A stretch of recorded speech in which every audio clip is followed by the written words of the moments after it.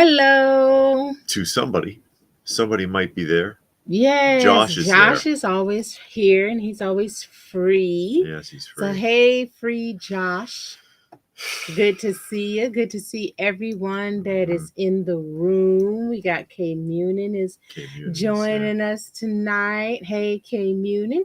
Hope y'all had a very, very uneventful week. That your week was boring and very slow with not too much of anything going on. That's always the best way to go because Nothing deconstructive. yes, because a lot of times you got a lot going on and it can cause your week to go downhill fast. You get it, the agenda. You remember agenda? Yeah, you talked about that, I think, last week. Hey, William Randall. William Randall is there. How are you? That's right. So somebody knew what I was talking about. Yeah, they did. It's something Italian phrase or whatever. Yes, I think they heartburn. said. Oh yeah, basically heartburn. It's heartburn. It's like, oh, you're giving me the agenda. But yeah, our week was very slow and uneventful. Yeah, watch that table. Nice. That's why I moved it. Nice you and keep bumping it. Nice and boring, which is good because nothing was going on. You don't need all that drama. No, you don't need drama. I don't care what the Kardashians got away with. Nerd 101 is there. Hey, Nerdy, how you doing? People watch that stuff, but do you really want to live like that? Nobody's life is that drama filled. Drama filled. It's reality television. You watch these reality shows. It implies real. No. I know none of it's real. It's and then if your life was that drama filled, would you really be happy? Would you really be like, man, I have the best life ever? Every second is filled with drama. But they're making a lot of money. Yeah, they're making a lot of money, but it's created drama. Yes, it's created. That's true. Everything is created. Your whole life is fake. When do you know what's real? All of those shows, like you were watching that home, she was telling me, I didn't see it, but she was watching that home show, and she said that they faked a fire on the show because you could see that the fire was actually being CGI generated. And I'm like, CGI fire on one of the home improvement shows? Seriously? Oh. Hey, Valeron from Spain. How are you doing? No, Wham Randall, we did not buy that old nasty candy. And there was, if you saw, I did a couple of shorts because we were out and about today, and we were in an antique shop, and someone had, you know how like they used to once upon a time, this is before most people's times, where the countertop display in a store would have jars, and you reach in there and get a handful of something and put it in a little bag, and they weigh it. And this one was still sealed, and it had those little soft mints in it from like 1952 or something, and they're still in there. It was never open. They looked kind of wonky. But they were, instead of red, they were like faded pinkish. Yeah, because they swelled. Moisture must have gotten into there, and it's like, whoa. But I mean, you never find that stuff sealed. But would I still want to keep it sealed? I don't know. I guess there's some history there. But I did a short of that. I also Came in and alluded to, did a short of the starting lineups. No, I didn't buy any of those. And that's an amazing fall from grace. It was a mistake on the part of Hasbro to do those starting lineup figures, because I think the original retail, if I remember correctly, was $55. Really? Is that right? That does sound familiar. Because of all the licensing, and they're not really starting lineup figures. The starting lineups were figurines on a card with a little baseball card or basketball card or whatever. Yes. But these were basically Legends figures in a box. They were like $55, and you could only buy them online, which meant tax and shipping. So how much are you really paying? $65, damn near $70 for these things? For them to land at Ollie's for $7.99 a piece, and it looks like they had the whole wave. Yeah, they had a lot. And that's like, oh my god. Yeah, that Ollie's. I mean, they had so many Marvel Legends, and they had, of course, Eternals, Black Panther, Doctor Strange, stuff like that. It was crazy. William Randall week was exciting. Lots of Haitians at his job gifted him a homemade chicken pie. With really good deep fry. I don't think I ever had chicken. I had pot pie. Mrs. Smith's. Yeah. And Raynard says he loves the weekly chats. It's time well spent. No, thank Much you, Raynard. appreciated. And Munin says the candies look like they were covered with mold and some of the furry side. They just expanded with moisture, basically. But yeah, I don't think I want to eat one. Hey, Christina. It says, hey to everyone. Hey, everyone. Hey, Christina. But how yeah, are that's you? not something. I mean, it's fascinating. Yeah, it is. It's fascinating, especially if you collect those kinds of like storefront pieces, that countertop kind of stuff. Hey, David. He says, missed the weekly roundup. Playing with Motu figures, been getting great deals for them. I bet. Got the Extendar. Love that figure. Amazing and fun.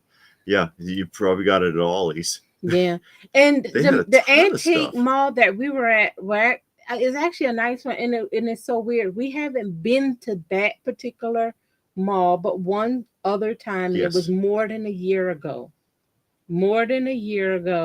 And they have a Raggedy Ann and Andy. It's like a rocking horse. Yeah. And it was there when we were there the last time, like I said, like a year ago, and it's still there. It's placed at a spot that's so high. Yeah. And it's behind rows of jars and stuff. Nobody wants to touch it to see how much it is. No, you can't see you can't see the price. Yeah. And then, of course, is in an antique mall, so you would have to call a person over to help you take it down. There's a bunch of women. They're not going to take that. And then when they get it down, you're like, "Well, thanks." Yeah. Like that, and then you get the evil eye. Not unless they bastard. Just know the price, because they've done that before and they got it written down. They're like, "Oh no, that's $89 or something." Because you know how like you want to open the case at the antique mall. Can I look at this? And then they come and they unlock the case. And they always roll in their eyes. Say no, you're not gonna buy nothing because everything in that case is too much. They're standing there looking at you like, come on. Or if it's a stack of comics and you're going through each one at a time like this, and they're like, or if you're like David, you go through each one at a time, and then you pick up your phone and you look it up on eBay. And then they start jingling the keys while they're standing there. That's what they do. We found some stuff there, though. We had a little fun. Yeah, we had some fun. Oh, they had that record player. I think David put up the short. Oh, I did. I put this short. With the record player. Oh, it's a 60s record player. All white cabinets with white speakers, and they were square but rounded edges. And it had the dome over the top and built-in 8-track. Oh, let me show you. William got trucker hats in the mail. Yeah, look at this. Watch this. We're not trying to show you up. We see your trucker hat and we raise you trucker trash cans that she got from the 70s. Let me move this out of the way. See, Sloppy Joe means state police. Smoky on rubber means policeman is moving. Bear trap means radar. Hump means mountain, and so on. There you go. Back off the hammer means to slow down.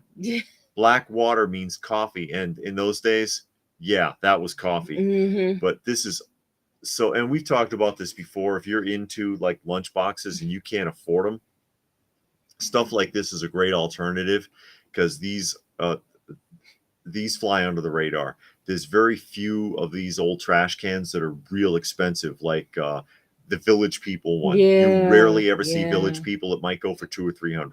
Yeah, Jason the Wheel Warriors. That's another one that might get a couple $100. Mm-hmm. Most of the time, these are pretty cheap. Yeah. Look at this one. And then this is another one. That one is fantastic. Yeah, and you got the guy on the driving a truck with the CB in his hand. And I was a truck driver. Yes. And in this here's the full breakdown. Is gone. Nobody use CBs anymore. No.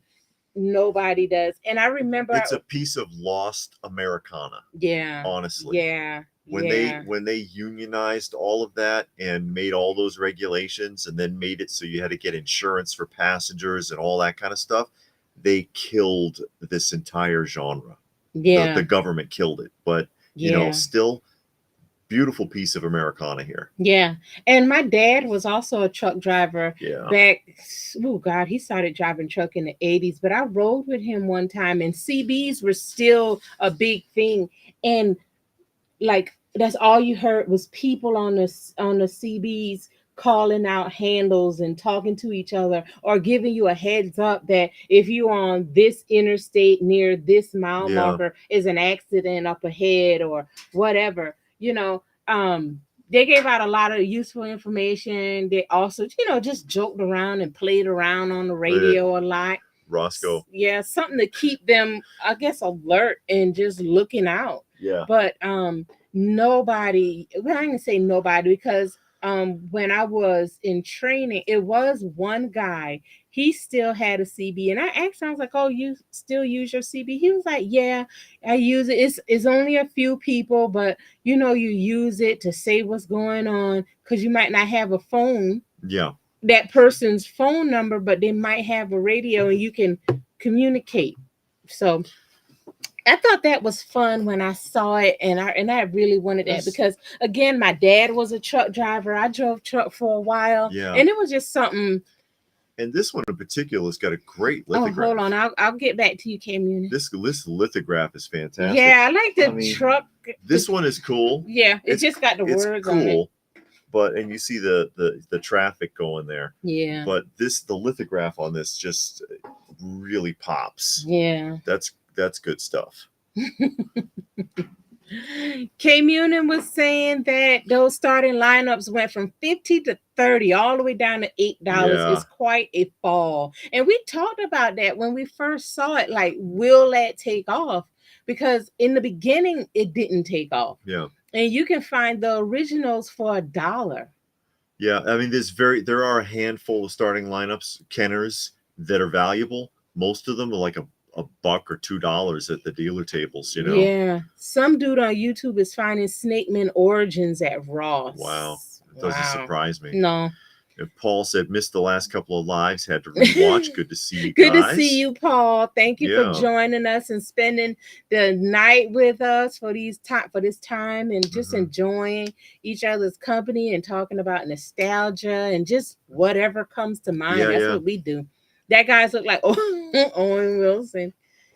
Hey, let's see. Severus is here. Says, from Canada. Loved the Joe Fest video tour. Looked like a great event. It is. It was fun. Yeah, and it was a guy there from Canada. He was from Western Canada. He was talking to someone else that was with us at that time, and he was saying that he was from Canada, because the guy that he was with was from, I can't remember where he was from, but I just remember like, golly, you came all the way from Western Canada to Atlanta. Well, not Atlanta, Augusta. Yeah. I got the Mega Man 11 model kit. Okay. So. Kaiser says. Hey, Kaiser, how are you? Yeah. And then George. Is that George? Yeah. George says, making me miss the 70s and 80s. Love your channel. Thank you. Well, we just, we're engrossed in the culture. We grew up in that time. It was a simpler time. And there's a lot of fond memories there, even though there may have been rough times. Munin says, went to GameStop yesterday, saw exclusive pops, literally $1.97, buy one, get one free, and they're still not selling. No. More pops on the way to the landfill. Yeah, they aren't doing good. But every now and then, like on this week's roundup, we saw some that really hit the button. Like they're reissuing the strawberry shortcake. They're doing some more Masters of the Universe stuff. Every so often, they'll come up with something that I like for sure. Yeah. When I was buying Pops heavy, I never got into, and y'all know the superheroes and stuff like that, Lord of the Ring, Game of Thrones, all of that stuff. I didn't get into that. Those are real extensive lines. Yeah, but the more of the TV shows and the cartoons is what drew me, and all of the nostalgia ones. Oh, but back to the antique mall. Oh yeah, back to the antique mall. Did either of you have Lawson's Convenience? No, I know I didn't. I didn't. Oh yeah, we found that for $1. This was $1. It looks like it's a reworked goldfish or something. Like they rehammered it out. But yeah, this is $1. I mean, I'll take that for $1.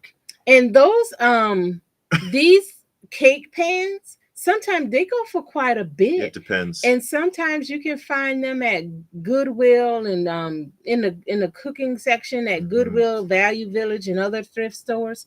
And this seller, he had like a box full, but this was the only like character. Yeah, character ones. He had some other ones like you stars, a boy with a baseball bat, and, stuff whatever. like that.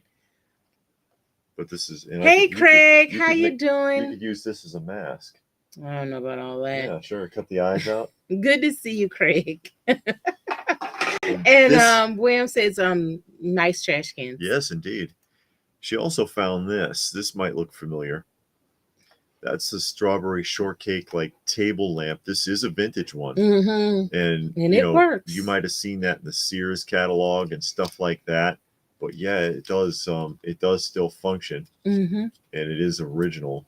Let me unravel that there. Yeah. Do you want to see? You want to try to plug it in? I guess so. You could plug it in for real quick, so everybody can see that it works. But yeah, this antique mall had quite a bit of nice stuff. They had a record player that I wanted, but it cost too much. Yeah, I know. I would have loved to have gotten that dome one, but yeah. see if she. I don't know if it's going. You got to squeeze it. Hold on, because that old plug don't fit. You need new things. You got to squeeze. You going the right way? Yeah, I'm going the right way. Okay. There it is. Oh, look at her. I know it's hard to tell because it's bright in here. Yeah, but it does light up. You can see the glow, the warm glow of strawberry shortcake. But yeah, when they did like the rooms, when they would do like you'd see the bed sheets and the dresser and all that oddball stuff. This is one of those things. And she's almost like a little spring. Yeah. That's just pretty cool. That's just pretty cool. I know she wanted that. Okay. Severus had the Star Wars cake pan. Many a childhood birthday with chocolate R2D2. There you go. Yeah, those was a thing because I remember I had a birthday cake. And who does cake. that anymore? Now you just go grab something at Walmart. Yeah. They don't do those anymore. Sometime if you go to a cake baker, an actual baker, they might do something, and then they're gonna want an arm and a leg for it. But when I was a kid, it seemed like almost everybody had at least one. Antique Mall near me is getting a lot of toy comic vendors. I'm in good company. Yeah. Says David there. Yeah. And this. And I'm going to be doing a showcase. Yeah, now this was a find. This is bizarre. Wow. And you never find this kind of stuff. Okay. Hey, Brian. Hey, Brian has joined us. Okay. And this is in the, how like some places they get like the free bin? Yeah. It's an original Woolworth newspaper flyer. Well, this one would be a mailer because there's an actual address stamped on there. But this is like what you would get in the Sunday paper, or sometimes the Wednesday edition would have these flyers. This is from May 1977, and it's complete. Yeah. It's complete. And it's just fascinating flipping through here and looking at the stuff that they have for sale. And the prices is always fun to look at. The prices are interesting too. And, it's a 25 pages, or 24 pages, all 47 years old. Yeah. And I'm just like, this would be, I think I'm going to do this as a showcase video. Yeah, like you do the Christmas books. Yeah. And, you can find the Christmas catalogs and stuff sometimes, like Sears, JCPenney, whoever. But this kind of stuff, nobody kept. This is all, this went in the trash with the newspaper. Yeah, so you looked at it. Yeah, and I'm just like, wow, that's fantastic. There's not like a lot of toys or anything in here necessarily. It's mostly, no toys in there. Yeah, it's just a skateboard and, stuff like that. It's basic stuff. But mostly home goods, which is primarily what Woolworth did. I just think that's fascinating. It's the Mother's Day special. This is the Mother's Day special with the sale. I think it says in the center here, the sale will end on May 11th, 1977. Sale starts today, so you better get on it. You better get on it, folks. Like, wow, just, it's just a real flashback Yeah. for a lot of people. I think it'd be fun to showcase this. Yeah. K-Muni says to think someone would get rid of a working vintage lamp like that. I know, and look at it. Yeah. Come on. That's cool. But you know, they do house clean outs, or you got a kid that's grown up and they don't they don't want that no more. You get rid of stuff. Yeah. I worked at Woolworth when I was younger on the toy department. Wow. Yeah, and they've been gone since the 90s. It's not disintegrated. Yeah, I know. I'm shocked that that's, and nobody wanted nothing for it. And you can't find anything for this because I tried to, look it up, check it out on eBay, whatever. There's nothing for any year. Because it's a newspaper. Yeah, nobody keeps newspapers. People don't keep that kind of stuff usually. No. But like I said, that's something you would find in the Sunday paper. I love this on the front. They've got the Texas Instrument calculator, and it's not, it's that LED display. So it's the red lights, and it's a $7.99 calculator. And I'm like, in the 70s, $7.99 when people were paying like $3,000 for a calculator. That's because it only does the basics. Yeah. It says adds, subtracts, multiplies, or divides. That's all you get. That's all you're gonna get. Because I know anything that that did anything further than that was insanely expensive and big. You pay like $1,000-$3,000 for a fully functional calculator in the 70s. And I remember when they came out with scientific calculators, that was a big thing in the mid to late 80s and early 90s. That was a thing. Yeah. Dale likes the Sears and J.C. Penney catalogs from the 60s and 70s. Done a couple of those as showcases on the channel before too. Eric Peter is there. Hey, Eric. He said, did we watch The Magic Garden? He has fond memories of the two performers and the puppet characters. They did a live stage show, saw them in Poughkeepsie, New York. Poughkeepsie, did I pronounce that right? I don't know. I don't think I used to watch The Magic Garden. I don't think I ever heard of The Magic Garden. Oh, yeah. And William says he has stamped pages from Columbia Record Company and also from the place that had movies. BMG. We have one of those, don't we? BMG music or video. I've got the video one, and I've got the unused sticker sheet from that, and kept them. Always thought they were cool. He says. Yeah. We got one not too long ago. I was gonna frame it because it's an unbroken sticker sheet of VHS cassettes, I think. And Munin says they seen shows and documentaries where people keep stacks of old newspapers in their house. Yeah, that's called hoarders. I don't know. I think that's hoarders. I think like collectors can be considered hoarders. We can be considered hoarders. Well, we're organized though. We're not like up to our waist and stuff, and we have a path through the house, and you have to kick the door 30 times to get it open, and then the fire marshal reports you. I don't know. You can still be a clean hoarder. Oh. But if you just kind of keep stuff, refuse to throw it away, you pick up something and like, no, I gotta keep that. No, I'm holding that for something. Jars full of toenail clippings, or like that woman with the pens on that one episode of Hoarders. I can't laugh at that because I got a box full of pens. Well, it wasn't like that. She had like 3 of those 55-gallon drums filled to the top with pens. And she was like, the woman's like, you can't possibly need this many pens. She was like, someone might need a pen. You never know when you need a pen. You never know. Someone might need a pen. It's like there's like 30,000 pens in here. Nobody needs that many pens. They probably don't even work anymore, because they'll dry up over time. Yeah, because I got like a tote full of pens, and then you just pick up one, and then you trying to write, and then mess to write. Then I'll throw it in the trash. I don't put it back. I will throw it in the trash. You might could save it for an art project. Yeah, that's. David is watching the 200X animated series. Yes, we've seen that. Yeah, we've seen it, and it is really good. It's well acted. Well, the voice acting is good.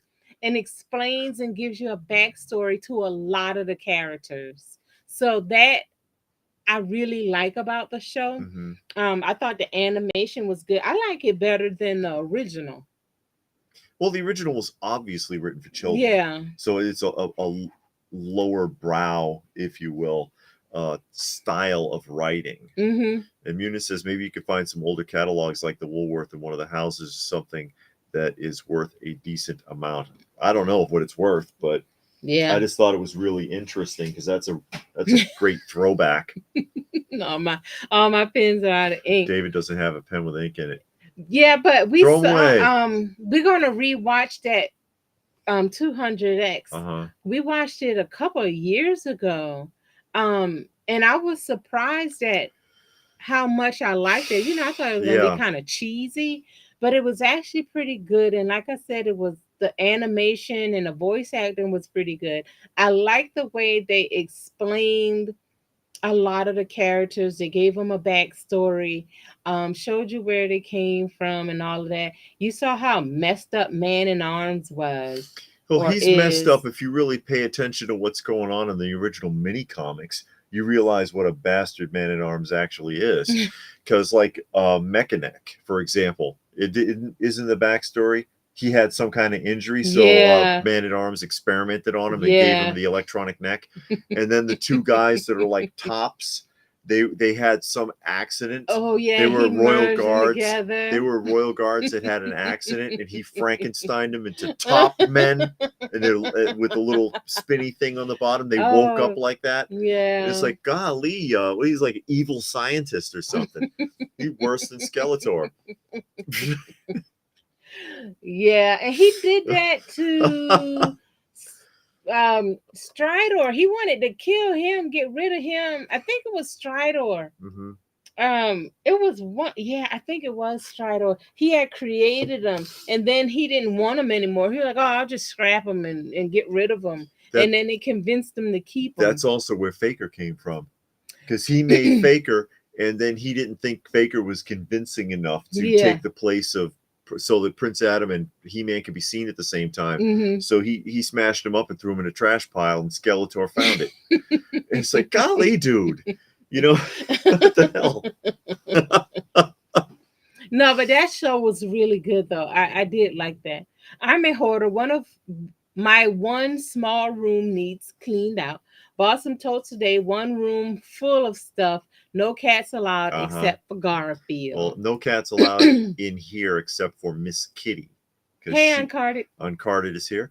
Miss Kitty doesn't want to climb on anything. He likes the JCPenney catalog. And Pastor Rick says, who remembers the old Power Records with the read-along book? Yeah. A lot of companies did that. Golden Book did that. We have a few, don't we? We had got from an estate sale. Yeah, I got a stack of them down there. I don't know if they're Power Records, but there's some of the children's records that we found at an estate sale. And that estate sale, man, those people ended up just giving stuff away after a while, because we got a bunch of stuff and we just loaded it up and we brought it there and we were like, okay, what's the price? You know, in our minds, we were going to just take some stuff out. And they were like, oh yeah, we're ready to go. We don't want to come back tomorrow. Give us a price for the whole box. So it ended up being pretty cool. But good to see you, Pastor. Thank you for stopping by. Space wheel, my zoo wheel. See, so you can, my zoo wheel. That's not a record. This is Mickey's Christmas Carol. Yeah, but that's a cassette. Oh, this is the cassette one. These are cassette ones. Yeah, but you can read along. Oh, here we go. Yeah, the record ones. That Danny K, Ugly Duckling. See, the records in there. Hansel und Gretel. 3 Billy Goats Gruff. You know, a lot of this kind of stuff. Yeah. 3 Little Pigs. Oh, now we're getting somewhere.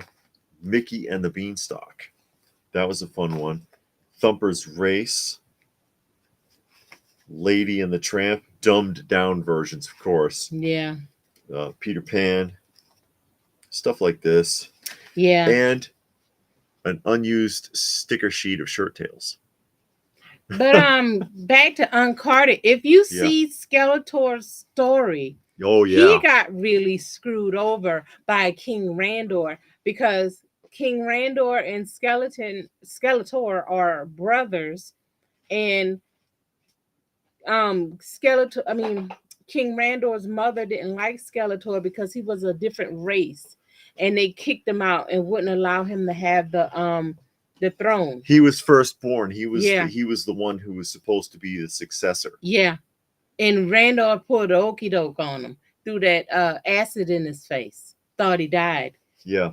That's how he became Skeletor. But that's a good story. They kind of tell you a little bit about it in 200X, but they don't go that deep in it. If you read some other like lore, Yeah. it tells you more about it. And they don't really hardly touch it at all in the original. There's one I can't even remember which one it is. There's one episode where Skeletor says something to the effect of, if they find out about the connection between me and Keldor, there'll be problems. Yeah. I have 3 plush Garfield toys, and one of them is new from this year from Walmart. They're making that? Oh, yeah, because the movie's out. So they're trying to push that again. And hey, Patrick is here. How are you? Andros is here. And Dorian says, if you're a hoarder, you cannot use your rooms for their intended purposes. That's true, because that's why I was saying you have like a space like about this wide. You got to walk through sideways, and then it leads to like a depression where you lay down, and that's where you eat and sleep. And then you got to go like this and roll to get back up again. And while you're sleeping, roaches run across your face. And I don't know. You can use your room for its intended use, because if you got a bedroom, you can still sleep in it. Yeah, in that little pit while everything else is packed to the ceiling. I think I got the wrong idea of hoarder. Y'all going by the TV show. The intended purpose of the room is to store things. Yeah. And you got bags full of like empty soda bottles and bags full of dirty diapers. From 20 years ago. Your kid is 20 years old. And when you sit there and it's real quiet, you can hear scurrying all through the house. God, I'll leave. I'll move out. All that stuff would just stay there. Because a place full of rats. Skeletor is my favorite Motu character. Says uncarded. I don't know if I got a favorite Motu character, because after a while, they all kind of get on your nerves a little bit. Oh, yeah. Especially like the heroes, except for like Ram Man and Orko. The rest of them are just kind of useless. Basically, they really are. And He-Man even treats them that way if you're really paying attention. Oh, Tila, why don't you go and do this while Orko and I get everything done, because you'll be out of my way, and that's why I sent you here and you over there. And he just basically tells everyone else to go off and do something while him and either Ram Man or Orko actually solve whatever the problem is. The Motu Revelation show goes deep into Keldor's story. Yeah, I had actually looked it up on YouTube, and it got a couple of variations that go real deep in there, and it gets interesting. And I wish that like one of the storylines had did more with it, that to tell the story of how they got started. Because not only with Skeletor, but if you look at a lot of these villains, they got some interesting backstories and how they came about, how they came to be. And they don't always touch on it. Sometimes they do, a show or a TV or a movie, a touch on it, kind of give you what's going on. But most of the time they just concentrate on, okay, this is the villain, period. Don't really tell you, well, how did they get to this point. But if you look it up online, you can find more of Skeletor's story, and it is pretty interesting. I watched Storage Wars, and one of the buyers got a good locker with vintage. Yeah, sure he did. Storage Wars. Yeah, you can't trust that show. Storage Wars. There's another fake one. But and I've read the thing. I've seen the interviews with the one guy from Storage Wars. He thinks it ruined the business. Because that was his profession, was cleaning out storage lockers, and he can barely afford them anymore because of that show. Because now he was like, no one ever used to show up and you can pick up a locker for $10-15, and now they're going for hundreds, thousands, and there's nothing in there because most you'd have to buy like 25 lockers to get one good one. They don't show you that on the show, and then now you can't afford to do it. Aren't the other hero's duty is to protect certain areas of Eternia? He-Man can't be everywhere at once. Why is he always running all over the planet? Yeah. Oh, and there's Johnny. Hey, Johnny, how are you? He's getting ready for work. Oh, wow. Well, have a good time at work. Hope you have a good day. Good night, I mean.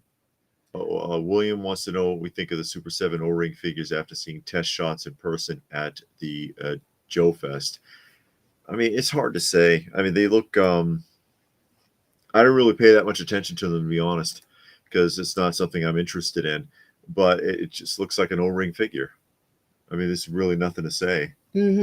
Uncarded says, Masters of the Universe holds a special place in their heart. They remember getting Castle Grayskull for Christmas the year it came out. Wow. He-Man and Merman. It was the best Christmas ever. That's good. That's nice. Yeah, yeah. That's why people are still looking for that stuff now.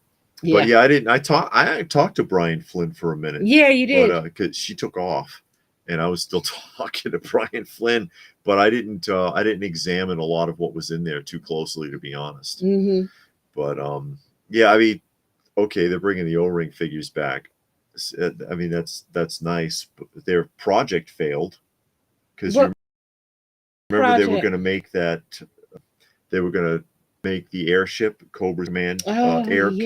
The aircraft carrier, the one that was never made originally. It didn't make it. It didn't make it. And that was supposed to come with a bunch of O-Ring figures. Yeah. And it's like, oh well, I mean.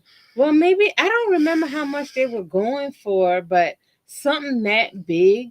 It was expensive. It was going to be expensive. And there was a deluxe version too, with other additional figures or something, or figure pack you could get separately, and it's just like, oh man, it's expensive. I don't know. Yeah, it's expensive, and I know I got their Thunder Tank and the Turtle Wagon. Yeah.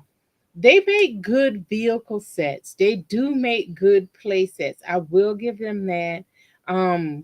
But even the Thunder Tank was expensive. The van was expensive. And that aircraft carrier, I can't remember how much it was going to be.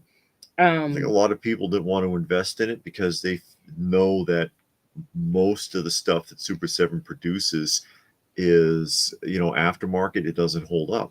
Yeah, but you can't go in buying like that. People do that. I don't understand that. I can't. People do that. I don't understand that. It's like, okay, buy it because you want it or not. Yeah. I mean, I don't go into and maybe that's my fault, and maybe I'm not good for that. But I don't go in buying saying, okay, will this be worth anything in 3 years, 10 years, 20 years? I'm like, oh, I like this today. And I'm going to like it next month. And maybe that's the wrong idea. I don't know. But, and I've said this before, I don't think it's nothing that I have that I've bought that I can say, man, I really don't want that. Now, there's a couple of things I'm like, I don't care for that all that much, and I'll get rid of it. But I don't like, man, I ain't getting rid of that because I paid $40 for it and now it's worth $5. If it's worth $5, it's worth $5. But I don't know, maybe I'm looking at it wrong. Surprised they branded them under the reaction line. I thought that it would. That was the bottom of the rung, says Severus. All putting them on the card art is already there. It's already the same size and shape. Yeah. And Craig says Merman was their favorite. And Renard says, please post more classic TV commercials soon. I'll try. I've had some problems with YouTube with that. And they labeled some of my commercial lineups as made for children and blocked them. Hey, Robert. Yep. Yeah. I know I got a couple that I'm going to put up. I usually They gave me a hard time. Yeah, David gets slammed, but he's monetized. I'm not monetized, so I do on my channel. William says, okay. Pixel Jan just said the Vac Metal Silverhawks Ultimates figures are very fragile. The foot fell off of one and the Vac Metal was flaking. Not good for Super 7. Wow. And Munin was saying something about that too, because, I was shown. Falling apart now. These Skeleton Warriors figures that I showed, did a showcase of it this past week, and stuff that was vac metallized in the 70s and 80s is still vac metallized. Like, you know, we showed that last week, the C3PO up there. Yeah. You can see him. That's right here. The deluxe C3PO from 1978.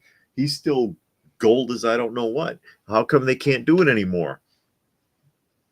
How come they can't do it anymore? What the hell's going on? Robert is still on that blue font. It's not even the font. It's the color background, Robert. And Craig says the show is so rigged. What show? Which show? I think he's talking about the Storage Wars, because that's what we were talking about. Well, all of them. Yeah. All of those are fake shows. Yeah. But yeah, no kidding. And David says, but twerking is fine, and a lot of other nastiness. But me, I have all kinds of issues. I don't even want to get into it. But they give me warnings and change things to made for kids, and you can't find a video that's made for kids. You can't search for it, and you can't comment, and you can't leave a thumbs up or a thumbs down. You can't do anything to it, and it's like it's not for kids. And you type the thing and explain to their algorithm and pray it understands you that hey. This is vintage. These are from the 1960s. The target audience is people that are 30 to 60 years old, which is the average viewer on this channel. And it doesn't know what you're saying. It really doesn't. You can't get an actual human. But yeah, I mean, who the hell, what 8-year-old wants to watch 60s Flintstone vitamin commercials? You know what I mean? You want to see it because you might remember that in the 60s and 70s. And I have a Flintstones vitamin montage up. But, you know, little kids don't want to see that crap. They don't know what it is. It was cool seeing you again, meeting Pixel Dan again. Yeah, we had a good time with him. Yeah, we did the short with him. And we talked to him for a little while before he had to get going because he had a rush. It's an interesting story, actually. I'm sure he won't mind. Because he had to hurry up and wait, basically. He says, when we were talking, he was like, man, I got to finish packing up because I got to be at the airport by 4. And then when I'm at Dallas, Fort Worth, I'm going to be sitting there forever. I don't know why they would rush me. And then I got to sit there. But while he was at Dallas, Fort Worth, there's a Toys R Us in there. There's a Toys R Us, a small one, you know, because it's the airport. It's a room. Okay. It's a room, but it looks like, you know, they had Toys R Us carpet and the big Jeffrey and a big sign. And he's like, wow, Toys R Us. And he's all excited until he got in there. And then he's like, oh, it's all Lego kits and Funko Pops. And they're way overpriced, like insane prices. Everything in the airport is overpriced, though. Plus, you got to pay airport tax and whatever. He was like, it was really, it really ended up being kind of a heartbreaker, because you're like, wow, Toys R Us, and then you're like, what? This is it? This is it? Oh well. But yeah, we talked to him for a little bit. And like I said, he had to go. He had to run because we could only get there the last day. It's probably because the plastic is different because of all the modern articulation and part swapping. Vintage figures didn't have that. And the plastic was stronger, says Whim. Well, I mean, they made stuff that you could swap out, like Micronauts. You could tear them apart and put them back together on different figures. They had stuff that could do that. And Micronauts are still in one piece to this day. Yeah. Munin says a vintage figure can keep its vac metal chroming and a modern figure can't is embarrassing. That's the same argument that's made with the new Mego too. Is like, I've got vintage Megos from the 70s that are in perfect condition, and I take this new one out of the package, and when I take him out, his arm snaps in my hands, or his knee breaks, or his head falls off, and it's like, what the hell? I just opened this. Yeah. Why can't we still make it like you did in 1974? And Morris says Storage Wars is fake because you can tell some of the logos are taped up on some of the boxes. Oh, good eye. All of these reality shows, and the thing about it, and we kind of talked about it a little bit earlier, because I like watching the home decorating shows, home renovation, home decorating shows. And I watch them, especially when I go to the nursing home to visit my mom. Yeah. That's what's always on, and that's cool because I love it. We don't have HGTV, but when HGTV first came out, they did home decorating shows and renovations, and that's all they showed was decorating and the renovation. Now they're showing you the people that go play bingo, the kids having a surprise birthday party, they going to the park, they go to Home Depot, they go all these places. Everybody stands outside and they got to narrate because that's what Chip and Joanna started that. And that was cool. Now everybody does it. Yeah, So you got 4 minutes of renovation and 90 minutes of like drama BS. Yeah. And then the rest is commercials. And then I was watching one, I think it was Friday, and the name of the show is A House in 100 Days. So they give themselves a time limit of 100 days to build a house start to finish in 100 days. So they're building this house, and then they get all of the vendors are there, the cabinet maker, the floor guy, this guy, that guy. And then they have one generator because they have no power, even though they just showed in the kitchen the lights on. But they outside and they're showing, oh, we only have one generator to power all of these vendors, which nobody would do. No, and then they show you the extension cords going to this one generator, and then the guy's like, oh, I hope the generator doesn't overheat. Then the next scene, the generator's on fire, and you can see that it's a CGI fire, and it's like, yeah, they superimposed the fire. Why do we need this fake drama? People come here to watch you renovate the house, see the paint color. How did you do these cabinets? Oh, I like this backsplash. Nobody needs to see that. Nobody cares that it's your wife's birthday and you're gonna have a party and your kid. They showed the one, and that thing got on my nerves so bad. They talked the whole show about potty training the daughter, all the show, talking to all of the friends. How did you potty train your kid? It's like, why are you putting the kid on blast on TV? Drama. And the child is like 1 or 2 years old, and now when they turn 20, they're gonna see this and like, I can't believe my parents had me on TV talking about they're trying to potty train me and having like balloon releases and all of this. Celebrate. This is stupid. Nobody wants to see this. Well, you know, the days of Bob Vila are long past us. It's a whole nother world. It really is. I miss this whole house because all Bob Vila did was go in that house and show you how. This is why we cutting this board like this. You need 3 3/4 plywood. We're gonna use this kind of drill, this drill bit. This is what we doing. That's all Bob Vila did. You knew how to build a house with Bob Vila. Yes. And these you don't know what the hell's going on. You can't trust it either. No, it's all fake, and all you want to do is see them build. Oh, we picking out this cabinet. Oh, this is the color choices we got. Oh, we're gonna use this backsplash. That's all I want to see. I don't see nothing. If the O-ring figs are same price point as current figures, they will see. Yeah, I don't know. Time will tell, Craig. And Eric says Super 7, I think, needs quality control help. If I don't have a lot of experience with them, but I did buy the supersized Charlie Brown, Snoopy, and Linus. Oh, I'm jealous. And a couple of them arrived with flaws. Oh no! Oh, I'm heartbroken because I'm a sucker for peanuts. I got some great vintage peanuts stuff. But, hey, George. That's something I would love to get into, but I don't want to pay that much. Although aftermarket, they're not looking too good. We saw the Charlie Brown. Great Pumpkin Charlie Brown at the show for like 170 in the box. Yeah, and that thing was like 300, right? I think so. George says Deadpool and Wolverine, yes or no. I'm hoping it'll be great. I'm not a fan of Deadpool at all, so I'm not going to see it. A lot of people are interested in that.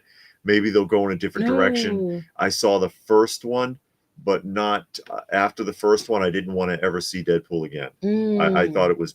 I didn't like it. I didn't care for it. I thought it was too vulgar, too adolescent for my taste. But you know, like I said, a lot of people like it, but that's fine if you enjoy it. David says he saw a YouTuber who went to Joe Fest and exposed Toy Federation trying to get more clicks. Really? I don't know. I don't know why people need to do all that stuff, all that fake drama. Just like do we what were you talking do. Yeah, just do what you do. And I've had people try, and who am I? I'm not like, I don't have like a million subscribers. I've had a couple of channels try to start a feud with me, and I'm not even gonna say who it was because I don't care. I never answered them back, never responded, nothing, because I'm just trying to enjoy the hobby. Man, please, we too old for that. I'm just trying to enjoy the hobby and share it. I don't need all the fake drama. And sadly enough, though, if I went with it, I bet you I'd get 10 times the views. Yeah. That's the problem, and that's kind of sad. No, but we ain't trying to get views like that. I mean, we ain't hurting like all that. I mean, yeah, it'd be nice to get more views, get a couple of more pennies, but we ain't that bad. We ain't that hurting. I mean, I wouldn't come on no more. I'd just be like, screw that. Is Morris selling cat food? I heard his name. I remember Morris the cat. Yeah, Morris. Was it 9 Lives? I think it was 9 Lives. Aren't you close to Magnolia Lane Farms? No, that's in Severus Texas. says. That's in Texas. We in Georgia. Robert says it's nice seeing you with other YouTubers. I hope we see more of that. I'm surprised you haven't met where YouTubers MIB, Pixel Dan, Justice Curry. Well, we've had Justice Curry on here. Yeah, and MIB. On a live chat. We've had MIB on a live chat. We've had Motu Joe. Yeah. Pixel Dan has been here in the museum, and he actually filmed it for his channel. Yeah. And we might have a few more. I can't say who yet though, because it's tied in with Joe Lanta, and Joe Lanta wants us to do panels again. Hey, he's a monkey. And we might have a couple of the other well-known YouTubers come here, so we'll see what happens. Yes, we have heard of Savage Crucibles. We interviewed them at Toylanta. Yeah, we did and we did an unboxing. They gifted me a figure and asked me, you know, no obligation if you want to do an unboxing, and I did an unboxing of one of their figures. How did you like it? No, it's not a bad figure, actually. It's for the price, it's not bad. And it's got a lot of options. There's a lot of options with the figure. Even the jaw was articulated on that figure. Yeah. So I thought that was pretty impressive. But yeah, it's up in the closet. I still have it. Yeah. And then also something we didn't know during the review, the parts are interchangeable. The clothing comes off. I couldn't figure it out. I wasn't sure. And then the guy told me afterwards, he was like, actually, yeah, because you can interchange the clothing with any of them. Yeah. Will this be the last generation that will connect to nostalgia and collect physical toys, comic books, and action figures? We've talked about that quite a bit. Actually, we did a video on that. And we think so, because it doesn't feel like kids nowadays are interested in toys like all that. This is the one that they gave me to do, and I did the review on it. Like about a month ago or so. Yeah, the review is on his channel if you find it, because he went into big detail. If you ever saw any of David's reviews, he went into deep detail. Yeah, I pick everything apart, because if there's a flaw, I'm gonna find it. What are some of your classic TV show themes? The theme. You don't want to know the name of the show. He want to know the theme. Oh, I know what yours is. What? From Knight Rider. The theme music, right? He's talking about the music or like like what it's about? I think he means the music. I love Knight Rider. Clarify that for us. Yeah, clarify. But I like the Knight Rider theme. I want to hear it updated with turn the bass up a little bit more. Don't make it too loud.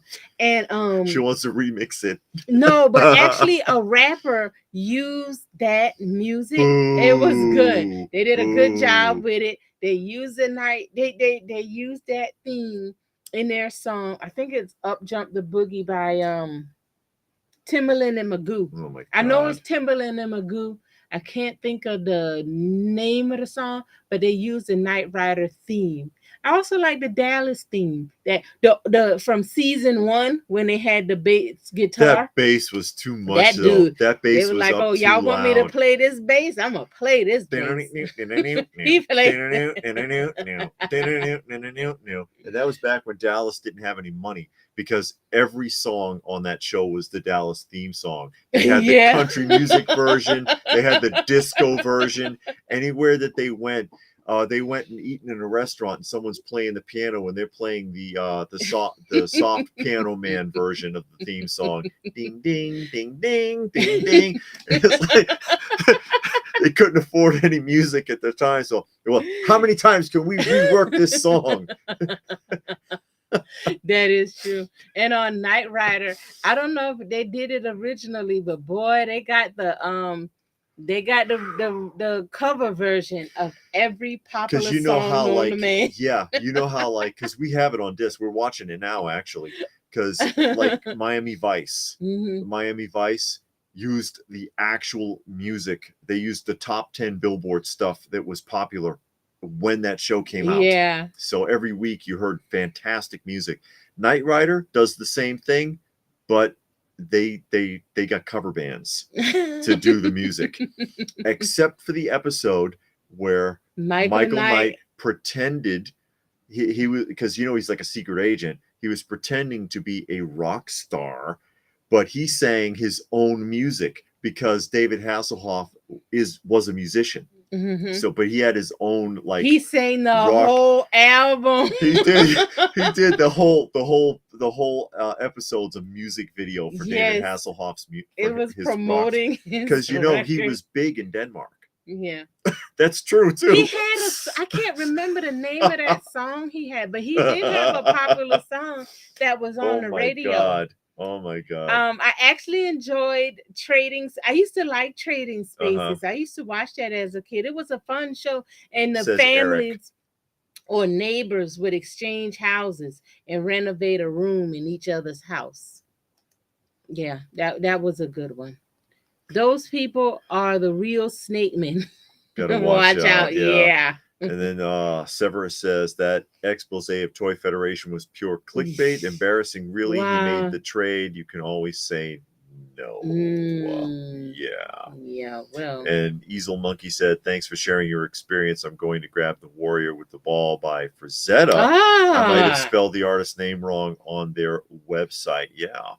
Oh yeah, but I like the way it looks, and we saw it in person up close, and it looks really good. And once David got it, it's not all flimsy. Yeah, like you get some of them. I have been noticing more independent figure makers. Says Munin. Yeah, we saw a bunch this time. We showcased a couple of them. Yeah, but it was so hard at that show. It was so many people. It was hard to move, hard to hear, hard to get around, but I tried.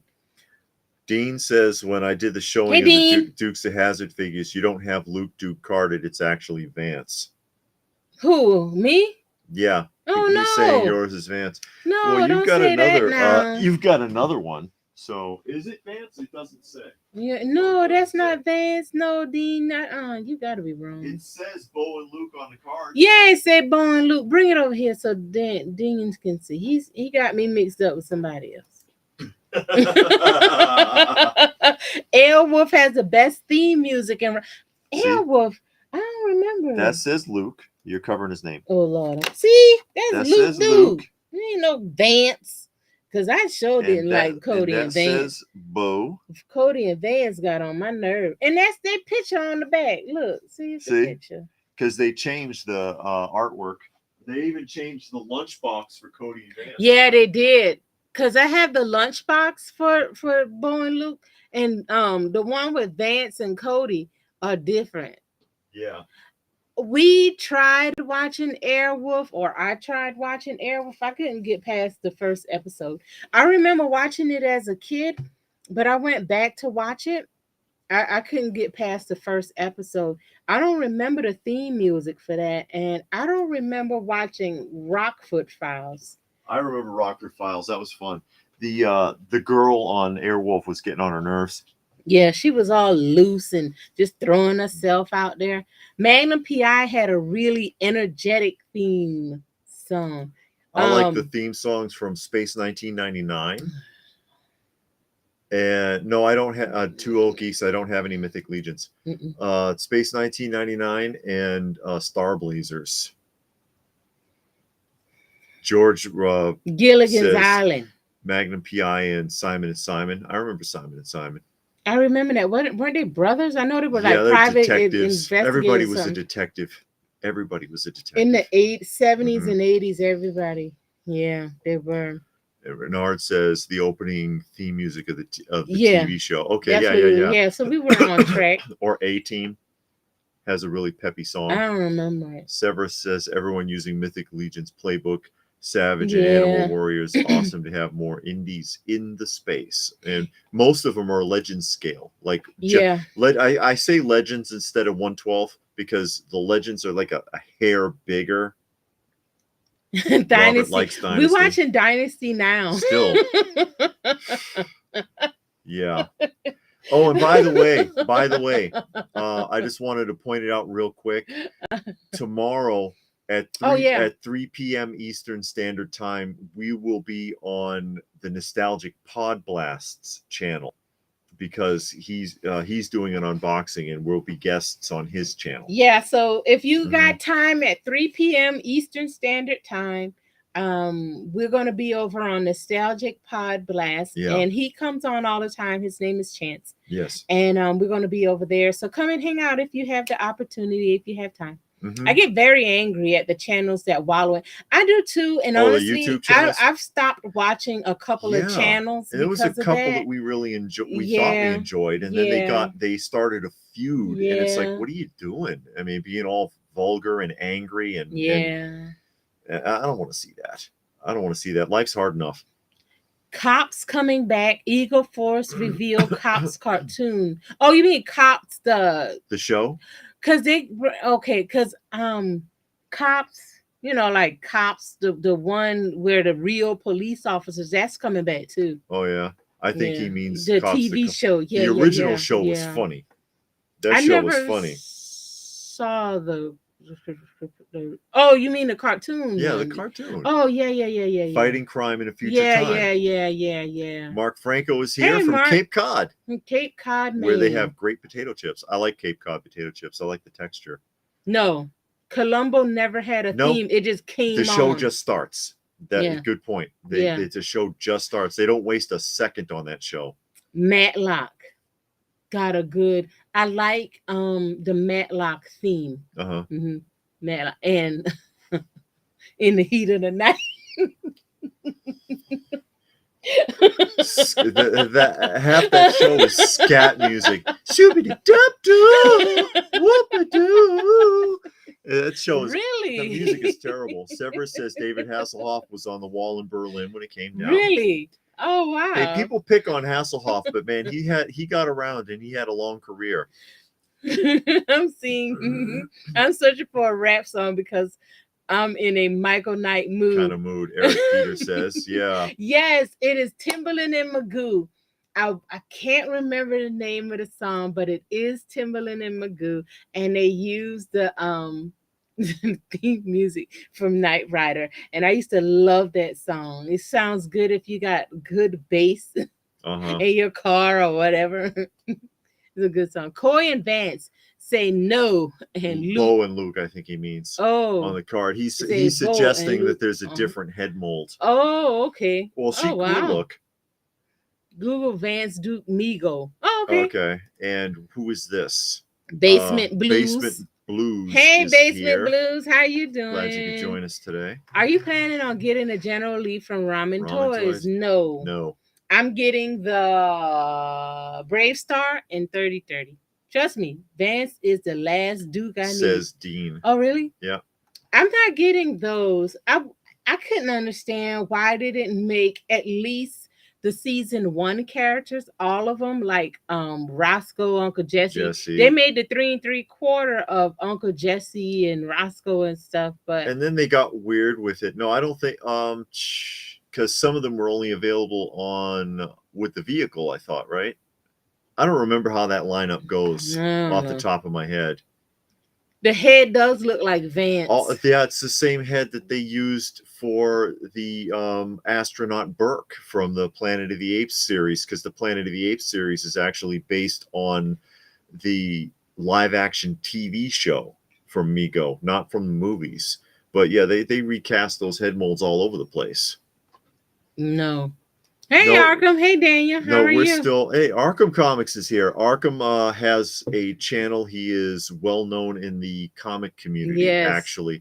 Well-known grader. Expert grader. And he has some interesting videos. You might want to check his channel out if you're into comic books. What was I saying? We aren't watching any new anime. It's still Star Blazers. Yeah. We're on season 3 of the original Star Blazers. Cartoon or show playing in your museum. Why? So YouTube can shut me down?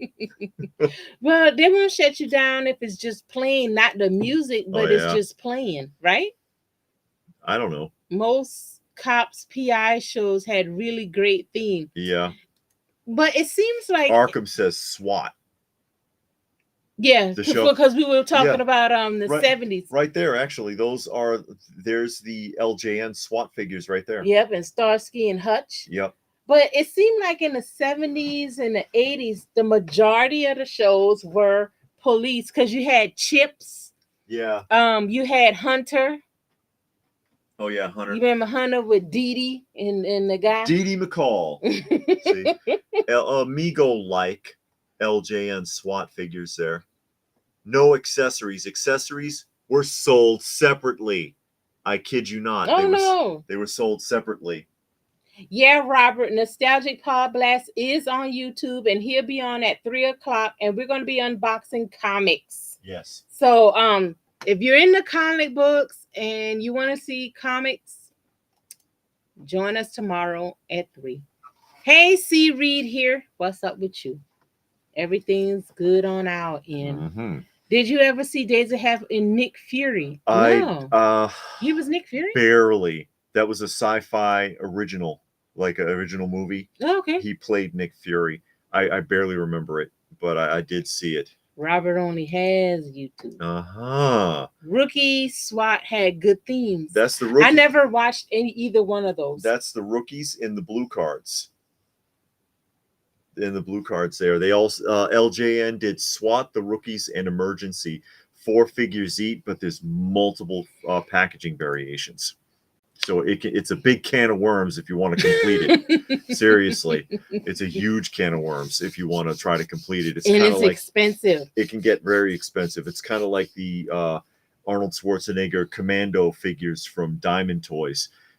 There's 8 figures, but there's like multiple packaging variations and sizes. They came in different sizes too, so it's a mess. Springfield, Massachusetts. Yep. How far is that from Boston? I don't know. Because you're from Boston. I don't remember though, because anywhere I went, I rode the train or the bus, so you don't think about it. So let me see. Let me show y'all a great pickup. Oh God! All right, I gotta go.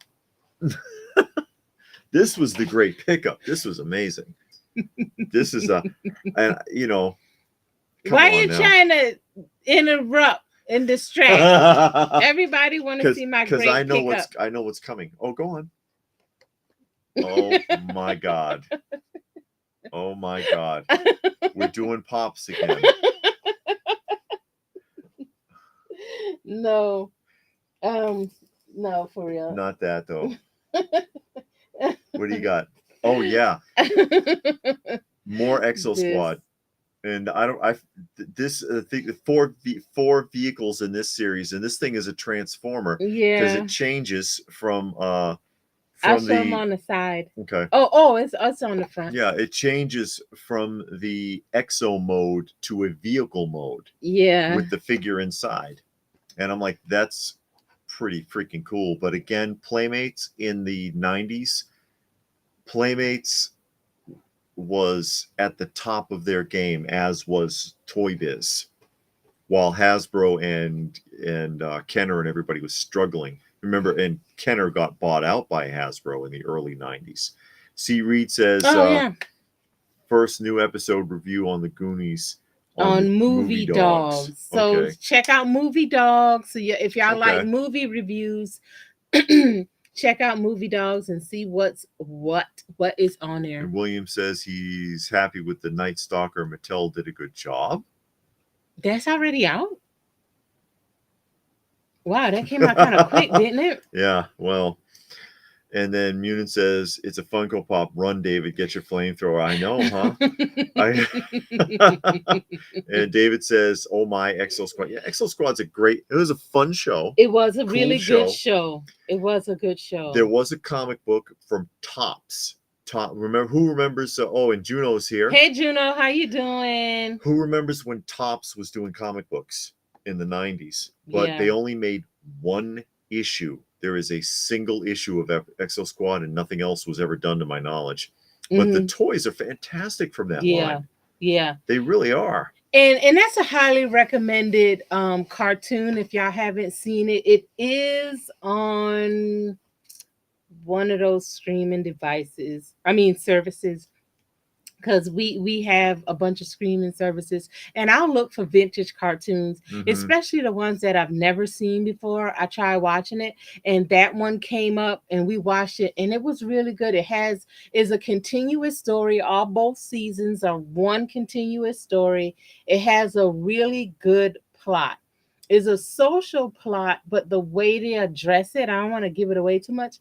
But the way they addressed it was really was done really well. Because they actually show both sides of the problem. Yeah, they did, and you got to understand both viewpoints. So it's a good show. If you I want to say it might have been on Plex, but I can't remember what streaming service, but it is on one of those free streaming services, the whole 2 seasons. And it was pretty good. Just found an unopened vinyl record of the soundtrack, The Good, the Bad. Oh, that had a soundtrack?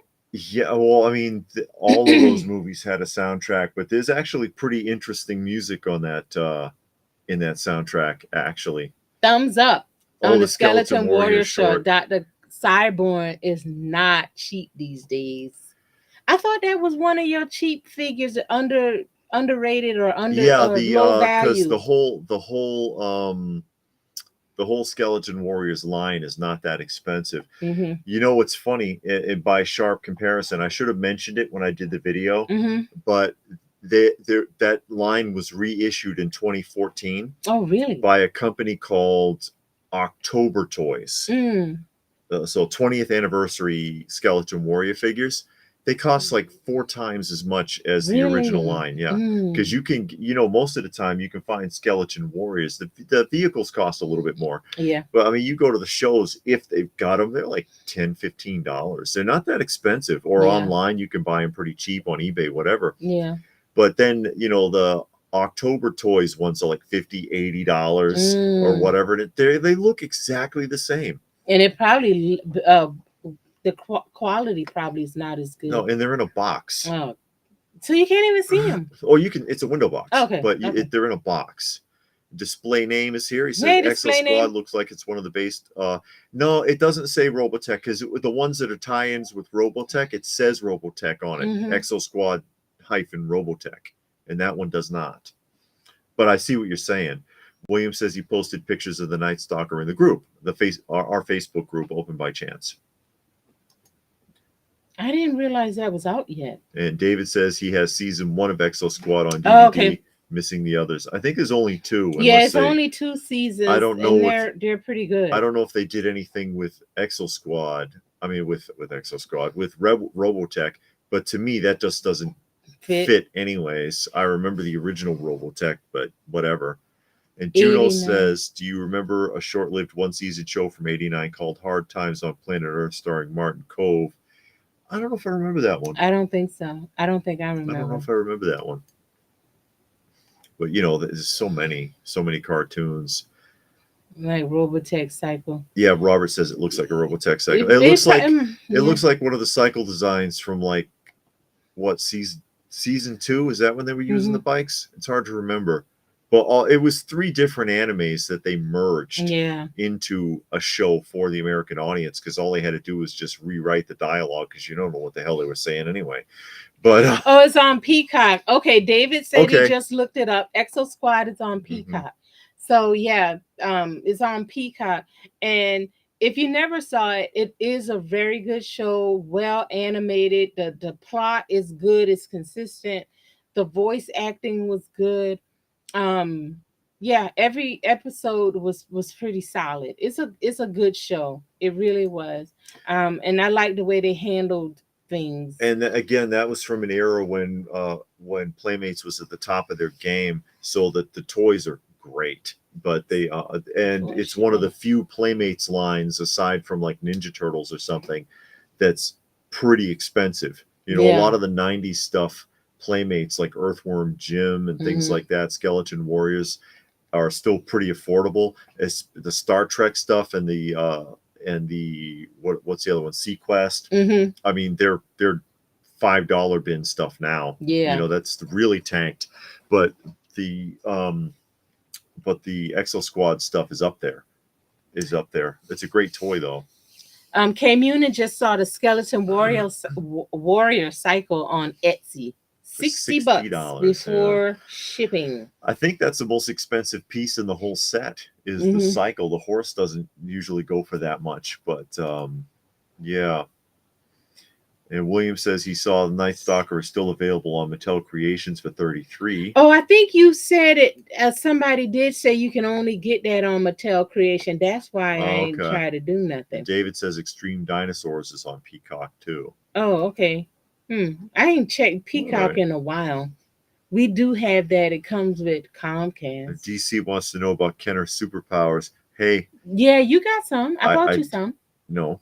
I don't. Isn't that what's in that red box? What red box? The superpower. Isn't that in the red box? What's in that? Oh, that's Captain Power. Something. I don't collect superpowers. I had it. That's I had the complete carded line as well as Secret Wars and all of that. It's part of the collection that was stolen. It was, years and years ago, but I haven't ever gotten back to it. Not all Peacock is you have to pay, but it might be because when we have it, because we got if you're in the military or if you have Comcast, Peacock is free. So that's how we got it. Yeah. But not everything on Peacock you have to pay for. So you're finished with yes. Yeah, that's the whole line. That's the whole line. They didn't do much. Unless you're looking for more variants. And I have variants of the human figures. But, you know, because that's something that Playmates used to do with some of their action figure lines was make color variations. And David reminds us Wildcats is on Peacock as well. And yeah, but they rushed it. They rushed it. I read the comics. Yeah. And, okay, I saw the cartoon first. You could tell that it was rushed. Yes. And then when you go back and read the comics, you're like, this doesn't match at all. The cartoon was still, you know, it was still a good one. Now that I've seen now that I've read the comics, I don't really care for the cartoon that much, but it wasn't bad. It wasn't bad. But if you read the comics, of course, you're going to get more stuff. You understand what's going on. They don't explain well in the cartoon what's going on. Yeah, they don't have the time. No, because they just rush right through it. And the whole time you're like, okay, well, you know, what's going on? But in the comic book, they did a better job of explaining. I should hope so. Whoa, it was stolen. Yeah, C. Reed says the same thing. I know how you feel. I hope it wasn't the same story David got. Y'all meeting them old crazy people. That's what happens. I guess, you know, it's what are you gonna do? It's in the past. Yeah, that's all. I can't go back and fix it, so there's no sense worrying about it. Nope. But you just gotta move on, adapt and overcome. Hand me that album. Oh, can you reach the album? Since soundtracks came up. Oh, Lord. Yeah, here's your soundtrack. Oh boy. Here's your soundtrack. Oh, and David corrects himself. He says it's on Tubi, not Peacock. Okay, so Wildcats is on Tubi. I listened. So that's free, Robert. Yes, I listened to this week. Oh boy. So he brought up Good, the Bad, and the Ugly, so I got to bring up Sesame Street Fever. I see your Good, the Bad, the Ugly, and I raise you Sesame Street. And this is pre Elmo, so you know it's good. Sesame Street Fever, classic album, classic 70s album here from 1978. And they recreated the inside album cover. Here you go, with Grover jumping and disco dancing and looking like John Travolta there. And what I never knew about it, this album was fun actually listening to it. What I never knew about it was that this was produced by the Bee Gees. And that what's his name? Robin Gibb sings 2 of the songs on this album.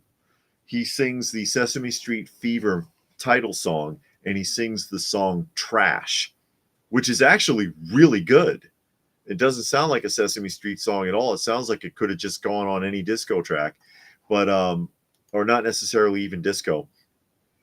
And they re-sing some of the other classics on here. Berkeley's or Vic Rules. Oh, Vic like Rules. Rick Rules.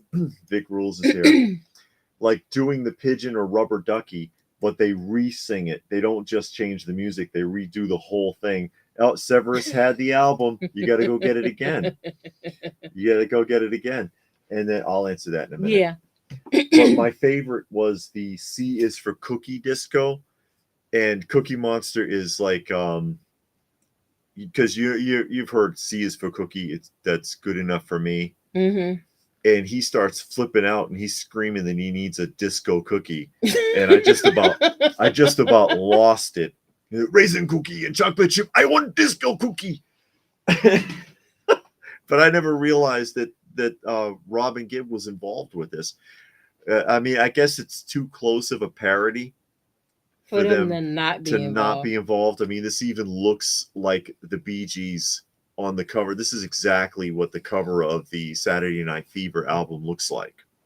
But yes, that cracked me up. We did watch V. We watched it recently, like a couple years ago. The original, because it was remade, and the remake is garbage. Yeah. But the original, there's 3.